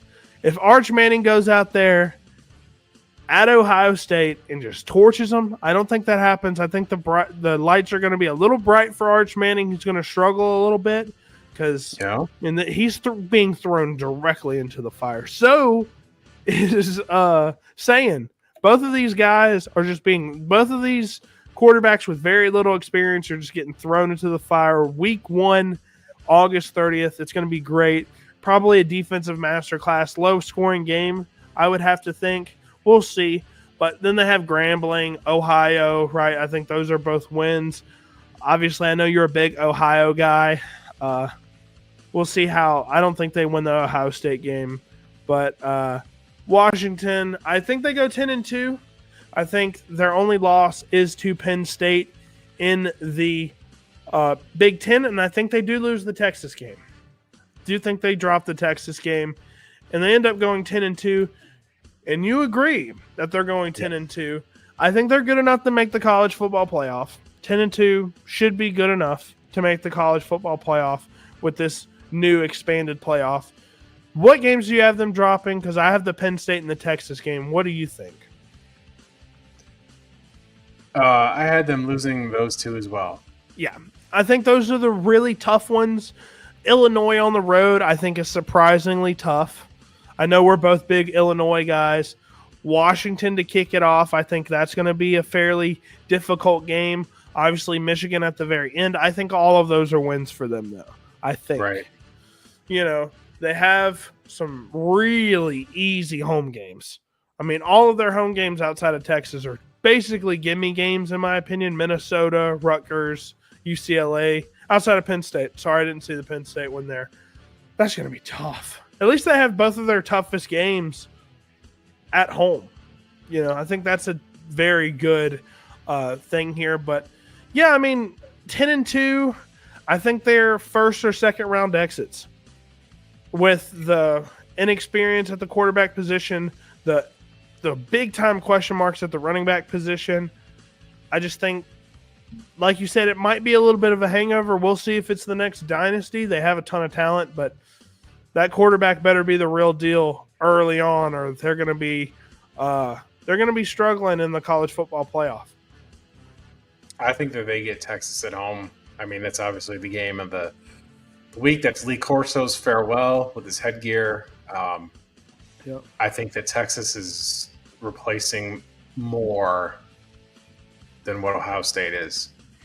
I mean, Arch Manning has to carry the load. First big fucking road test. Pardon my language there, but just it's a big, big thing to say, hey, it's your first year starting. I want you to go on the road to the horseshoe and do this. So best of luck to you, Arch. I don't think Texas wins that game. I don't.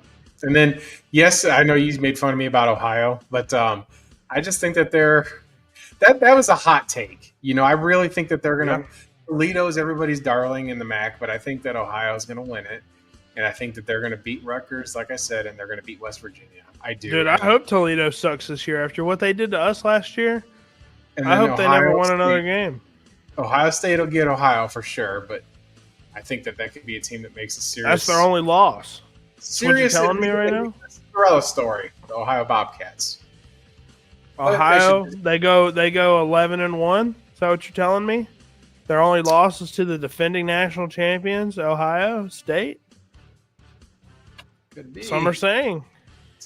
People are saying.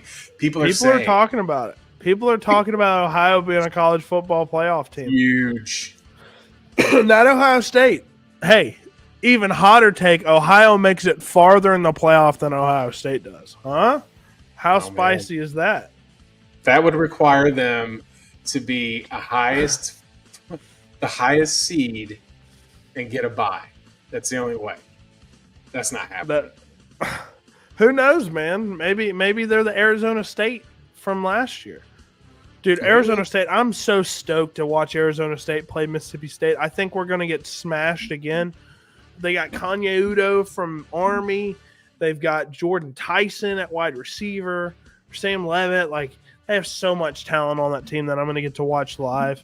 Obviously, I hope my Bulldogs pull it out, but, man, that's going to be great. I'm going to be in a press box for it. It's going to be sick. I cannot wait. And then I get to see Southern as well. I'm just so excited for college football, man. I cannot wait to go to as many state games as possible. I'll be watching Arch as long as he makes it to the MSU game. Be watching Arch sling it as well. But, yeah, super excited about that. But let's go ahead and move on. I almost trolled a little bit. I almost picked a random player from this offense and then was like, psych, it's actually Jeremiah Smith. It was always Jeremiah Smith.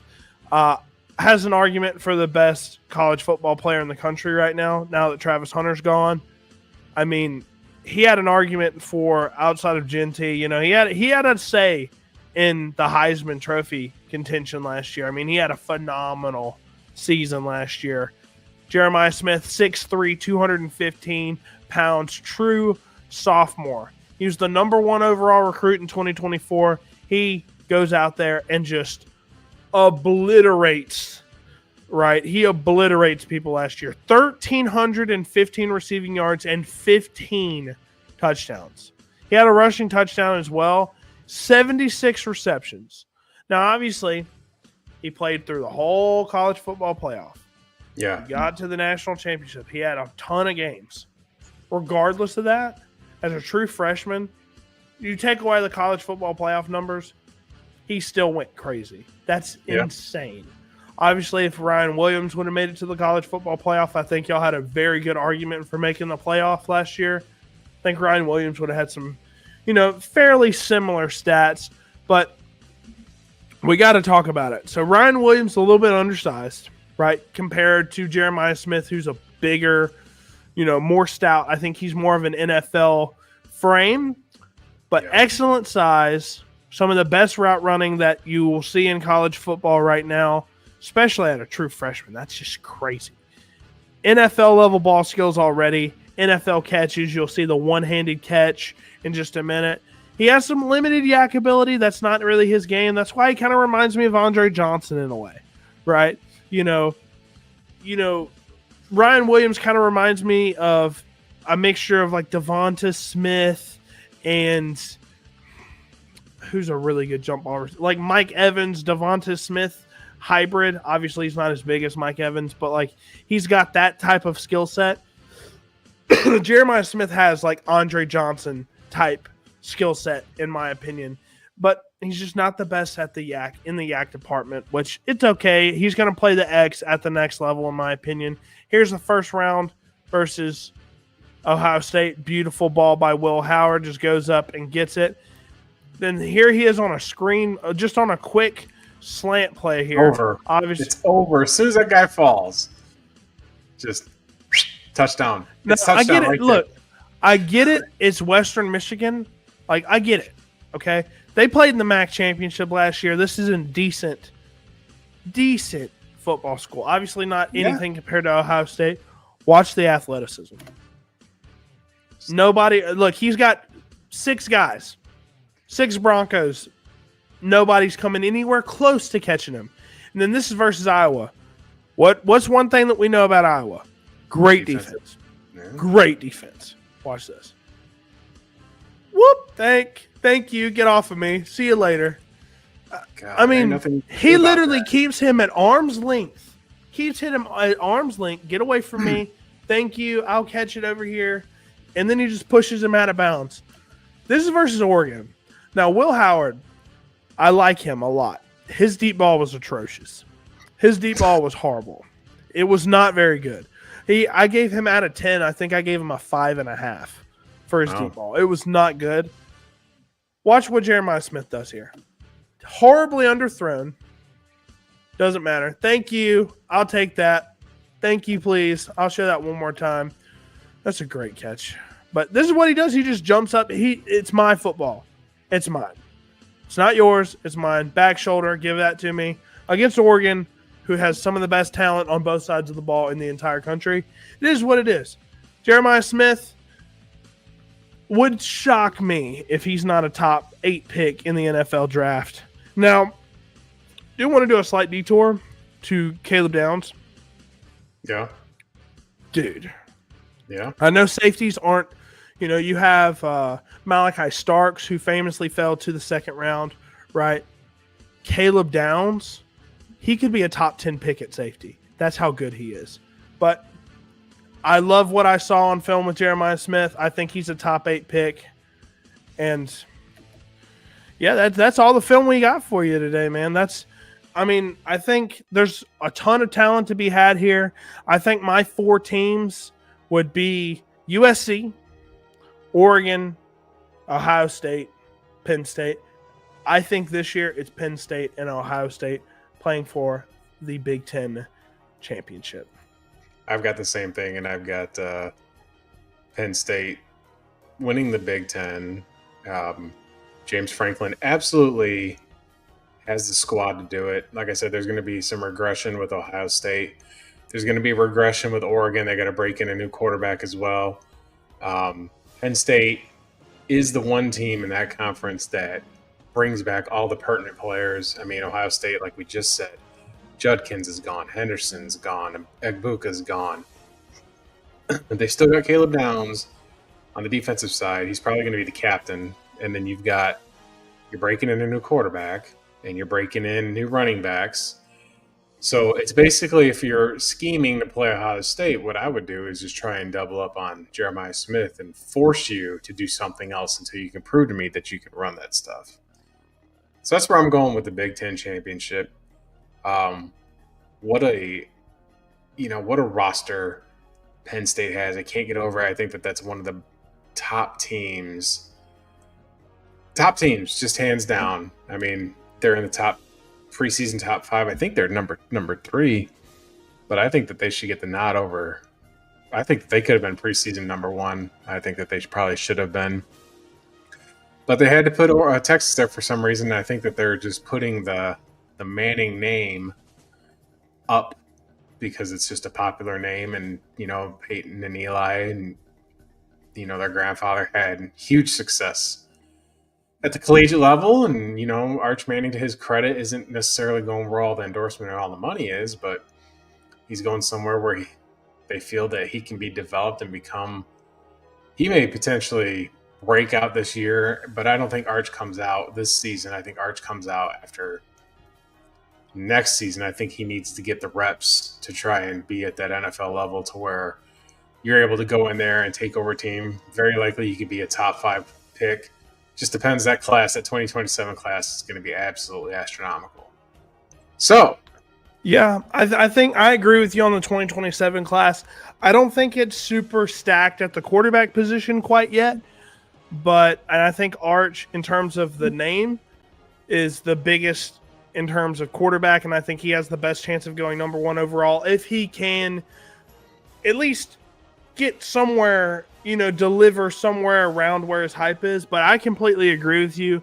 Oregon lost their quarterback. They don't have a veteran quarterback for the first time in forever under their head coach, right? Ohio State, they have a new quarterback. The only team that's really stayed consistent in terms of their core players, like quarterback, running back, it's Penn State, right? And I think, it's not that Penn State's getting better. It's the other Big Ten teams are just getting slightly worse. And I think Penn State was just this close. We're this close to making it. And I think they get over the hump this year, and I think they could push for national championship gold here. I really think so. What is your national championship prediction? I think Penn State's in the national championship for sure. Give me Penn State and LSU. I'm close with you because I think Penn State's in there. But I think that when we go over college football teams and you're an elite team, but you're returning starters, yep, I think that gives you an edge. And that's why I have LSU in there, right? I've got, and it's not being homerism, I've got Penn State and Alabama in it because Kalen DeBoer in his second year now has proven to win. He's won with less at Washington. He went undefeated there in the Pac-12, beat Lincoln Riley, beat Dan Lanning 3 times. He's undefeated against Dan Lanning. So it's really not homerism. I know that I can say this if the cows come home. People know me. I'm a deep Crimson Tide fan, but I think that Penn State and Alabama will win their conferences and will play for the national championship. And I think it's whoever wins the SEC championship and whoever wins the Big Ten championship. I think those are the front runners for the national championship, right? And for me, I think it's close because I do have Alabama as an SEC championship type of team. Absolutely. Yes. I think they're a top 2, top 3 team in the SEC. I think they're up there with, South Carolina's a little sneaky as well. I think it's, South Carolina, LSU, maybe Georgia. I don't like the quarterback situation with Georgia. And then Alabama. Those are the 4 teams for the SEC. And I think LSU and Alabama end up playing in the national championship, not in the national championship, the SEC championship. And I just think Alabama lost a decent amount of talent. Their running back room, I do love Jam Miller in terms of, how big he is, and Ryan Williams is amazing. I think Simpson's going to have to show it. And if he shows out like he's been, I know he won the Manning Camp thing. He looked amazing. He's been looking amazing all offseason. He has to show it on the field. And Nussmeier's kind of already done that, right? He has his problems, but Nussmeier, I think he's far more experienced, and I think they just have the slight edge. But we'll see. I mean, Simpson, he has a bunch of accolades, so we'll see how he does. If he comes out there on fire and they can get that quarterback position correct, I think they have more firepower on offense than LSU does. But he doesn't need to be – the difference between Ty Simpson and – Julian Sayin and Arch Manning and Gunnar Stockton. The biggest difference between them is the supporting cast has more experience. Yep. It's all it is. If Georgia was returning 17 starters, I would say, look, this is, again, doing it, but it's hard to sustain that in recruiting, the draft, and the transfer portal. And your majority meathead college football casuals are like, oh, it's going to be Georgia and Texas. Again, how many times do we see the SEC championship game just repeat? It doesn't happen very frequently. Yep. I mean, it's a very competitive division, man. It's just it's not just that. I mean, these are I think Alabama and Penn State are the two most experienced teams. Penn State's got more experience with the quarterback, but Alabama's got more returning starters than them. Penn State's coach has been there longer. I think that would be the national championship, and I hate to say it, but I think Penn State will win the whole thing. I think they're my favorites too, which is weird. But nonetheless, this wraps up our college preview. We're done. Yeah. And we will not have a show next week. So for actually the next few minutes is a bonus feature that nobody knows. I'm actually going to try and get a couple deal out here, NFL stuff from Bobby. So let me ask you a couple things here. Sure. Who's your pick for Rookie of the Year? So we've got two, right? So I like Mason Graham at Defensive Rookie of the Year. I just don't think D tackles have a lot of variance, right? Like D tackles just don't get a lot of spotlight time, right? And there's a ton of really good rookies here. I think Malachi Starks is a really good one. Mike Green's another one, both Ravens, ironically. It's probably, I'm going to give it to a DB. Whether it's Maxwell Harrison from Kentucky, I think it's Malachi Starks. I think it might be Malachi Starks. It could even be Will Johnson for the Cardinals. They're not a great team, but Will Johnson could absolutely be one as well. But I think I think Malachi Starks is the better player. So I'm going to give it to Malachi Starks for the Rookie of the Year defensive. Offensive, a little interesting, right? Because you've got Amaron Hampton, who's probably the favorite, if I had to guess. I'm going to be a little bit biased here. Give me Travion Henderson. I think Travion Henderson gets it over Genty. I think he gets it over Cam Ward. I think Cam Ward, I know he had a great showing. He had a rocky showing week 2 with the Titans. I think he's going to struggle a decent amount at quarterback this year just because of that offense, and they don't have a ton of talent right now outside of Ridley. Give me Travion Henderson. I think he's going to lead all running backs in touchdowns this year. Right. We saw his first touch. Yep. Defensively, I liked Will Johnson as well. I think the Cardinals got... He fell way too far. I think that... I'm just having a brain fart. What's his name? I think Monty is building something here in Arizona, and it's a big year this year. It's a big make-it-or-break-it year. Will Johnson, great draft pick. Marvin Harrison, great draft pick. Paris Johnson, great draft pick. The Cardinals have been drafting pretty well. I agree. I think that if the Cardinals miss the playoffs, I think that they move on from Kyler Murray. I do. Yeah. Because this is just not working. But that's my defensive player of the year is going to be Will Johnson. Offensively, I think it's going to be Egbuka. Dude is absolutely just torching it. He's looked great. I almost thought about giving it to a wide receiver. I just think running backs just get more touches, right? More exposure. Tet's up there for me. Obviously, I don't know if that offense is going to be great, but Egbuka offense is going to be great. They still have Baker. Chris Godwin. I think Chris Godwin's going to be on the PUP list to start the season. Could be with his ankle surgery. I think he'll either start really slow and sparingly. For some games, he just doesn't feel the vibe to run. Who is this? I'll move on from Kyler. We'll see. We'll see. Lovey BH. Yeah, look, he's had some, obviously offensive rookie of the year of his class, right? Has some solid showings. He just doesn't win football games.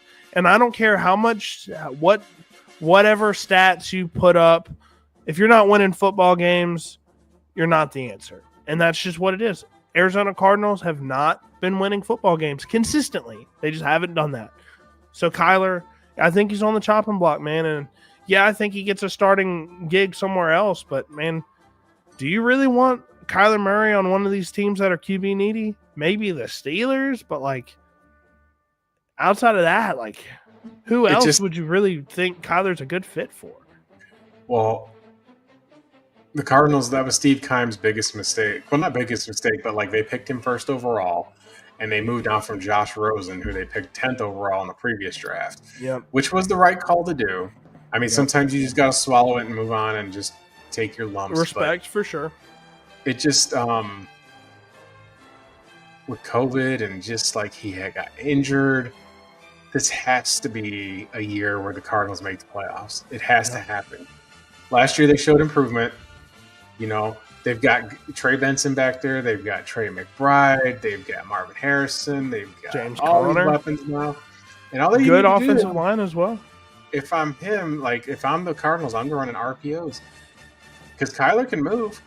You know, and he's small and he can get away. He's still got enough of athleticism to get away from linebackers and just slides. Doesn't take a lot of big hits. I don't think he's ever taken like a master. I can't even remember a highlight reel of him just getting jacked. No, he's fairly smart. He's got that baseball background, right?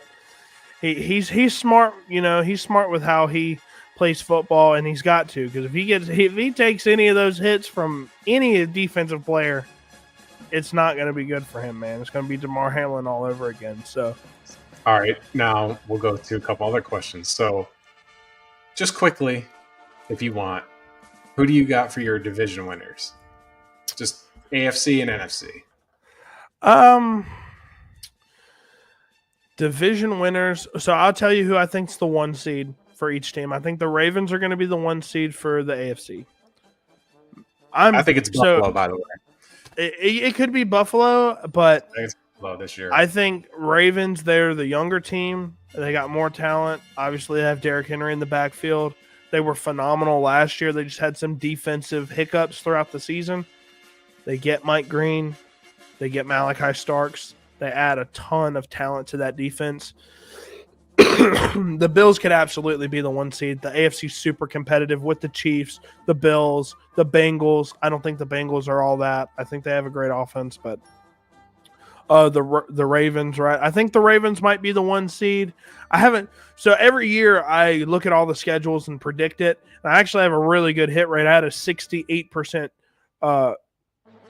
hit rate in terms of me guessing correctly on every game preseason.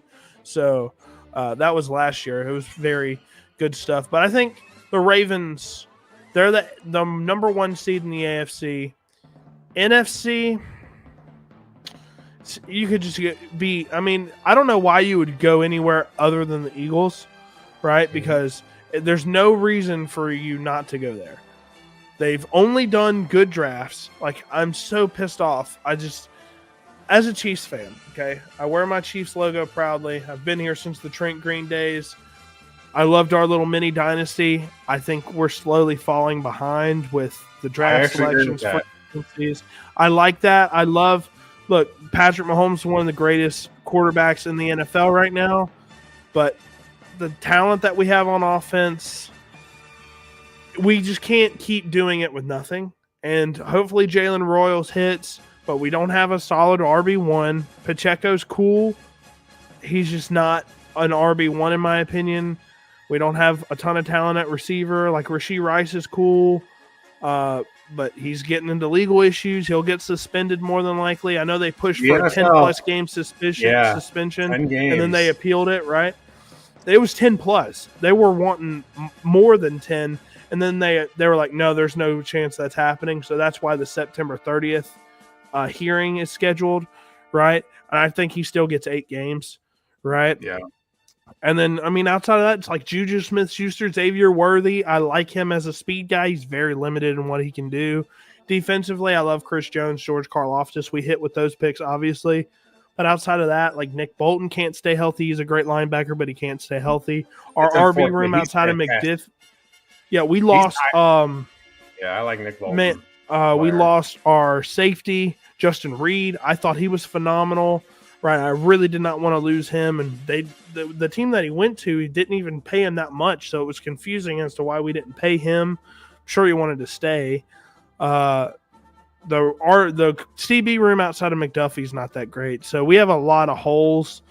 And the Eagles, I mean, they just keep every time they make a draft selection, I'm like, yep, that's another hit. Like they just keep doing it, right? Kansas City's rebuilding to make another run. They've shed 100% of their pass catchers the last 4 years. Kelsey's out the door. It'll be big, rushy. Royals crossing the middle with Worthy taking the top. I don't think that's enough. I saw a preview. Well, not a preview, but somebody who legitimately thinks that the Chiefs might miss the playoffs. I don't think that happens. Well, I don't think that that's like a hot take, though. I will say that. I don't think that that would be because last season felt like they got by on the skin of their nuts in a lot of games. There was a lot of close games, but we just can't. I mean, we won the Raiders game off a blocked field goal, right? We were just winning them in the fourth quarter, and I'm just going to be upfront. When you have, in my opinion, as a Chiefs fan, the best play caller in the entire NFL, and you have one of the best signal callers in the entire NFL, with those two alone, I think you can make the playoffs, right? Now, obviously, the defense with Steve Spagnuolo was fantastic last year. We were top 5 defense. I think that continues. But, if that continues, then you're going to get in. But it just felt like the Chiefs it felt like you can see cracks in the dynasty. Absolutely. I mean, and a lot of people believe in the conspiracy that Mahomes get all these penalties. And there is a stat that shows how many interceptions Mahomes gets yanked off the board because of flags. But I don't think it's because of that. I just felt like they were running on fumes last season. That's just how it would feel like. They were still winning the races. They were still finishing the job, and that's what you want. Absolutely. But, that reminds me of Alabama when they went against Michigan. Like, their team just kept winning almost in spite of the holes in the team. So it's just my take on Kansas City. But so you've got Philadelphia and you've got Baltimore. Is that your Super Bowl pick as well? No, I think sneaky contenders for. I think the Chicago Bears might be a wild card team. The Packers, I think, if Jordan Love can figure his stuff out right and just be a little bit more consistent with the injuries and things like that, I think the Packers are sneaky. They're a sneaky team for the Super Bowl. I think the Bills could finally make it over the hump and make it. I think Buffalo's winning the whole thing. I think Buffalo is winning it all. This is the year. I'm not a Bills fan. I'm indifferent to them. You weren't alive when they lost those 4 Super Bowls, I don't think. Early 90s, right? I was not alive. I remember. I remember specifically one playoff game with Buffalo. I mean, and everybody that's older remembers, but they were playing the Houston Oilers in a playoff game, and Houston went up 35-0 to break, and Buffalo won it in overtime. That was just quite the dynasty. And Frank Reich was the quarterback, too. It wasn't even Jim Kelly. They had their backup quarterback, and it got done. But that's neither here nor there. Love me some Frank Reich's head coach, man. I think that Buffalo wins it all. And I think they're the 1 seed. I think that they get over that Chiefs hump. I think they could beat the Bengals. I think that they can beat the Ravens. Yep. I think that Buffalo and Baltimore is likely your AFC Championship game.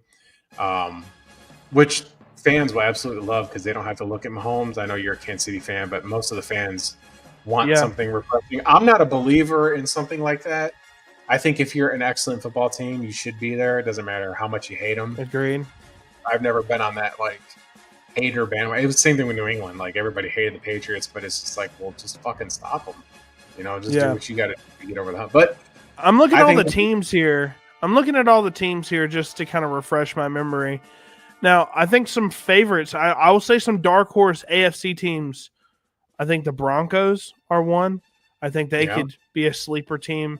I think the Colts as well could be a sneaky playoff team. I think the Colts could be they were almost a playoff team, and Anthony Richardson was banged up. He couldn't get the accuracy down right. Guys, Anthony Richardson has been looking phenomenal in camp. He did dislocate his pinky, but he's already practicing again. He looks really good, guys. He looks really good. He'll have to show it on Sundays, but he looks phenomenal in camp. He will beat Daniel Jones out. I was saying Daniel Jones was going to take Anthony Richardson's job back in, April, May. Not anymore. He's shown a lot of improvement, Anthony Richardson has. So I think the Colts can be a sneaky playoff contender. I think the Broncos could go deep in the playoffs. I think the Ravens will be representing the AFC in the Super Bowl. And the NFC, this is a weird one, right? Because obviously the Eagles could absolutely be there. I wouldn't have any problem with them not being there. I think the Packers, I think the Buccaneers. I think the Buccaneers are sneaky good enough to where they could be, because I think they win their division fairly easily. I think the Buccaneers could represent the NFC in the Super Bowl. So don't mention the Detroit Lions. The Detroit Lions, they lost their offensive coordinator and their defensive coordinator, who are both head coaches now. Dan Campbell, I love him so much. He's like, in my opinion, like the perfect type of head coach, right? But he gets a little too crazy at times. We'll see how he does with this team. They do have a ton of talent, but it just depends, man. It just depends. I do think the Lions make a playoff, but they might be first-round exits again. I'm on the same token with the Lions. I think that they got really banged up, but then they got one and done by a rookie quarterback at home as the 1 seed, and you can. I don't think they make the playoffs, by the way. The Commanders. Well, I thought you were going to say the Lions. The Commanders not making the playoffs actually isn't too spicy of a take, in my opinion, because if you look at the opponents that Jaden Daniels torched last year, it was some of the worst teams. They should not have won that Bears game either. I mean, that was kind of the start. That game was a trajectory for like this, because the Commanders took off after that and the Bears went like this, because the Bears had a winning record at that point. They had a winning record going to that game, and they they couldn't get over it for some reason. It was kind of ridiculous. The games that the Bears lost after that were so close. It was, but then like that Thanksgiving game with the clock management did him in. Bears fans were just screaming for him to be terminated. And now they got their, it's the same story in Chicago, off-season champs. But I'm not convinced the Bears make the playoffs because you got a first-year head coach. He's never been a head coach anywhere else. So I think that automatically makes it very difficult to do that. And this team offensively is very young. They don't have an elite running back. They've got DJ Moore, who's up there in the years, but they did draft playmakers. They got Colston Loveland. They got Luther Burden. They've got Rome Odunze. I'm not super high on Rome, but those guys are all young, and they're first-round picks, all of them. So we're going to see what they do there. Maybe Nick Singleton ends up a Bear next year. That could very possibly happen.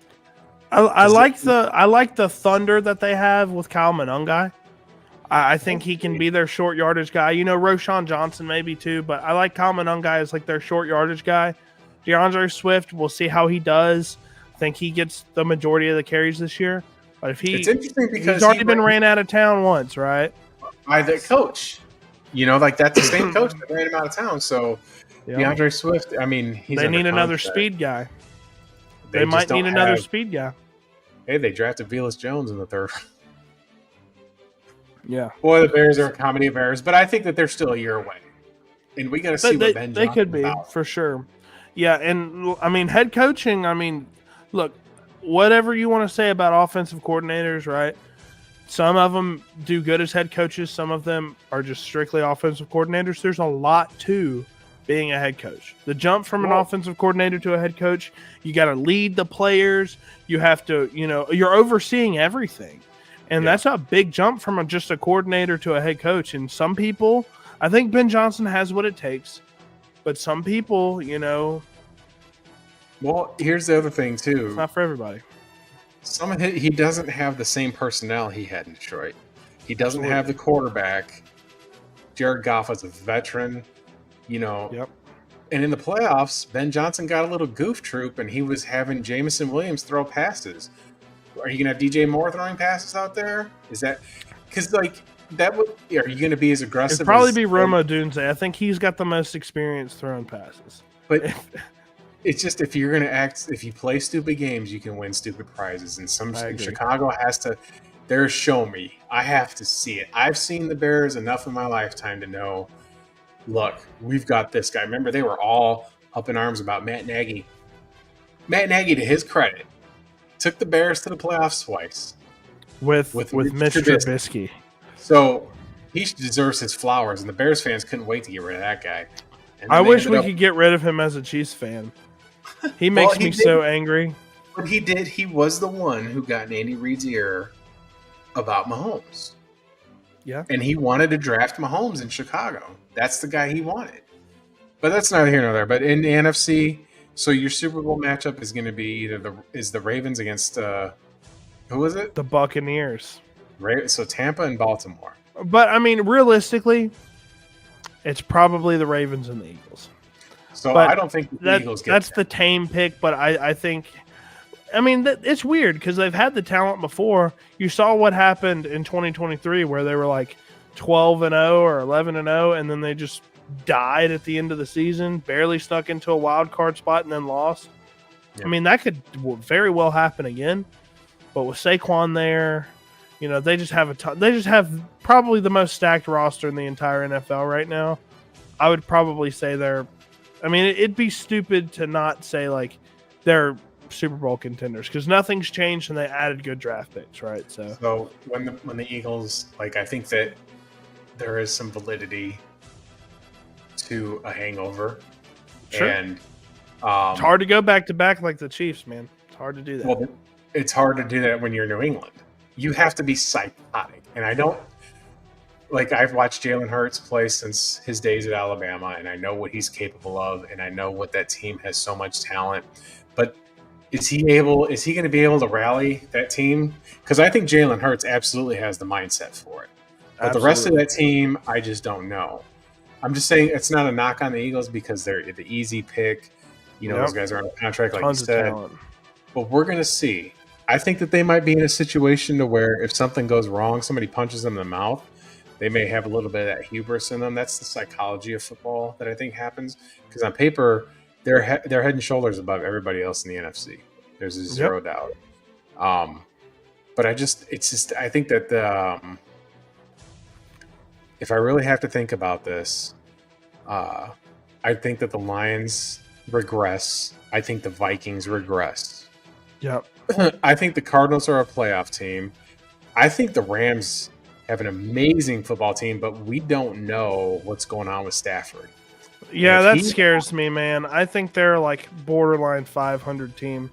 Because, Stafford, even with Stafford last year, he played the majority of the year, and they still, were basically a 500 team, right? So, well, they did win the West, and they did, they did win the division. The Niners died. That's a team I think that'll have a serious comeback. And as a Packers fan, I think they're a 10-win team. I am not I do not like the 49ers. They've had our number in the playoffs. One of my best friends is a Niners fan, and me and him have a big rivalry. We've all got problems. So, and the 49ers, watching them lose Super Bowls has been absolutely glorious. I've thoroughly enjoyed watching them choke. You're welcome. With a 10-point lead with 6 minutes in the game, and you fumble it away, and then Brock Purdy getting injured. I don't want him to get injured, but it wasn't sad that they lost the NFC Championship game. But I think the 49ers, if they stay healthy, they can make a real run with that roster. Yep. And I'm not sold on Brock Purdy as an elite quarterback. I think he's just an efficient quarterback. I actually think Mac Jones is a better quarterback than he is. I said that.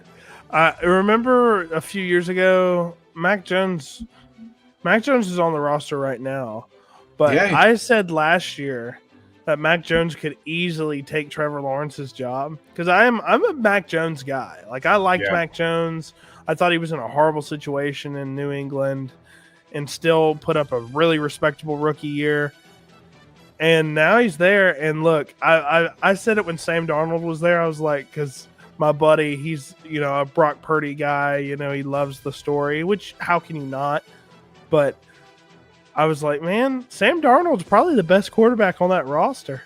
And obviously they went with Purdy, and, the rest is history. But, man, that Niners, their whole D-line left. They tried to rebuild it in the draft. I don't think that defense is going to be not even close to what it was in 2023. I think the offense is also super banged up still as well with Ayuk, right? They lost Debo. Jennings is wanting a new contract. I think he'll stay. Ricky Pearsall's a little banged up, right? I know in the preseason they're starting guys off the street basically because everybody's hurt. That's too bad. I'm so sorry to hear that about San Francisco.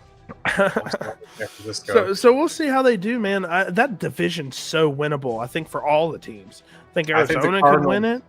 The Cardinals might be the team that does it, as crazy as that sounds, because they've got the youth. It's a very competitive experience, division. And they've got good players. That, like you said, with Bill Johnson. Mack Wilson has resurrected his career as a middle linebacker there. He was out of Alabama, and Nick Saban told him he should not leave early. And he went to Cleveland, and it showed. Like, when your head coach tells you you're not ready, there's a reason for it. But it would be, I think Green Bay can make a run. Jordan Love's struggles last year were two things. First of all, that injury in the first game, and then the groin injury. The drops were out of control last year. But the Green Bay's banged up. The receiving core is banged up right now. Dobbs is hurting. Reed is in a walking cast. I mean, they've got Golden, and Wicks is still banged up. So they need to get – but they still got Tucker Kraft and Luke Musgrave, and I trust Matt LaFleur to scheme it up. And they've got great running backs. And defensively, they're a little weak in the secondary. But other than that, not secondary because McKinney's really good, but they lost Jair. Nate Hobbs is hurt. So we're going to see how they piece it together, but if the Packers are healthy, they're definitely a contender. It would be nice to see a Packers-Bills Super Bowl. I'd love to see Green Bay win the Super Bowl, of course. I mean, that's what I'm wearing right here. But I'm not going to proclaim them. I want to give you guys a brief update on the game that's going on right now in the third quarter, Seahawks and the Chiefs. Dude, Drew Lock is cooking right now. 10 of 12, 129 yards, 2 touchdowns. Charbonnet averaged 9 yards a carry and a touchdown. That's because George Holani is killing it in the preseason. I think he makes a roster spot. Damian Martinez, loved him out of Miami, 11 of 51 and a touchdown. Jake Bobo gets 2 touchdowns. Ew. What? JSN even gets it. It's 30-10. Famously, the Chiefs didn't win a single preseason game last year. Andy Reid's very conservative in the preseason. He thinks his guys are ready, doesn't need any warm-up. So Gardner Minshew and Chris Oladokun is out there throwing. Patrick Mahomes has yet to make a single attempt. I think the Chiefs don't win a single preseason game. We didn't win one last year either. So we're just playing a bunch of depth guys. We don't have a ton of depth, man. So, I think Titans ended up winning the preseason game. Yep. So, I think there's a lot of excitement. 0-2 on my picks today. I had the Chiefs, and I did not have Tennessee. I thought Atlanta would go out there. Kirk Cousins was going to get a few drives. Yeah, he didn't get anything. With that being said, that will wrap up our show. We went a little over 2 hours. We covered the Big Ten. We covered Michigan's nonsense. And hopefully justice is served to them this season. That would absolutely be wonderful. Not in the form of injuries, but just in the form of losses. Let me just make that clear. Game losses, not like personal loss. And maybe they'll get caught up in another scandal. I wouldn't mind that. So to hell with Michigan. And next week, no show. So we're taking it off. And then remember, in 2 weeks, we're going to be back. We're going to go over college football for the first half. And second half, we will make all the picks against the spread. Bobby and I will probably have a little competition going there. So he'll whip up the graphics as quickly as possible. And we will absolutely be ready to rock and roll for the entire NFL season. It's going to be good stuff. And then to close up the shows, we'll always have Dynasty Q&As, but you got to jump in on the YouTube feed to ask questions. We can't see you on X. Shout out BH. We've had about 15 just viewers most of the night, so we want to just say thank you for joining us. Absolutely. And you got anything that you want to promote besides your channel? Yeah, I'm super excited about the betting shows as well. I will be whipping up some solid, cool-looking graphics for that show. Keep everybody engaged. Can't wait to have everybody hop in the chat on those. Obviously, since the season's cooking up a little bit, we'll be dropping videos over on Bobby's Big Board every Monday, Wednesday, and Friday. You guys know me from my shorts as well. Got shorts dropping every Tuesday and Thursday. So we're in full swing of the season, man. Preseason week 2 is, pretty much almost over right now. We got 2 more days of that. And then 1 more week after that, we're pretty much in the season, guys. So football is among us, and I am excited. I'm a happy camper. My wife hates it, but here we are. Your wife hates it, huh? When you get older like me, she don't. I can't get her to a live game. I can't get her to a live game, man. I've been like, look, take it. Starkville's so awesome. Just come, please. She won't do it. Now we know this is the first time. Before we go, that's the first time that a lie has been spoken on this show. Starkville, Mississippi is not an awesome place. It's not. It's an awesome. They got no. They got a Walmart. They got a college. That's what Starkville, Mississippi is. The college town's awesome. You need to come to Starkville, and I'll show you around the place. It's phenomenal. That atmosphere is amazing. We ran cowbell. I'm just teasing. It could be worse. So it's a great tiger. Place, man. You could be a tiger and holler at War Eagle. Whatever the hell that's about. I mean, in that part of the, we just always have our issues. But thank you for joining us. We are going to get out of here, and we will see y'all 2 weeks, Friday, 10 o'clock Eastern. Check Bobby's channel. He puts stuff up every day. I've been getting killed on my picks today. I'm 0-3 today, but that's part of the business. So I will have my picks up tomorrow.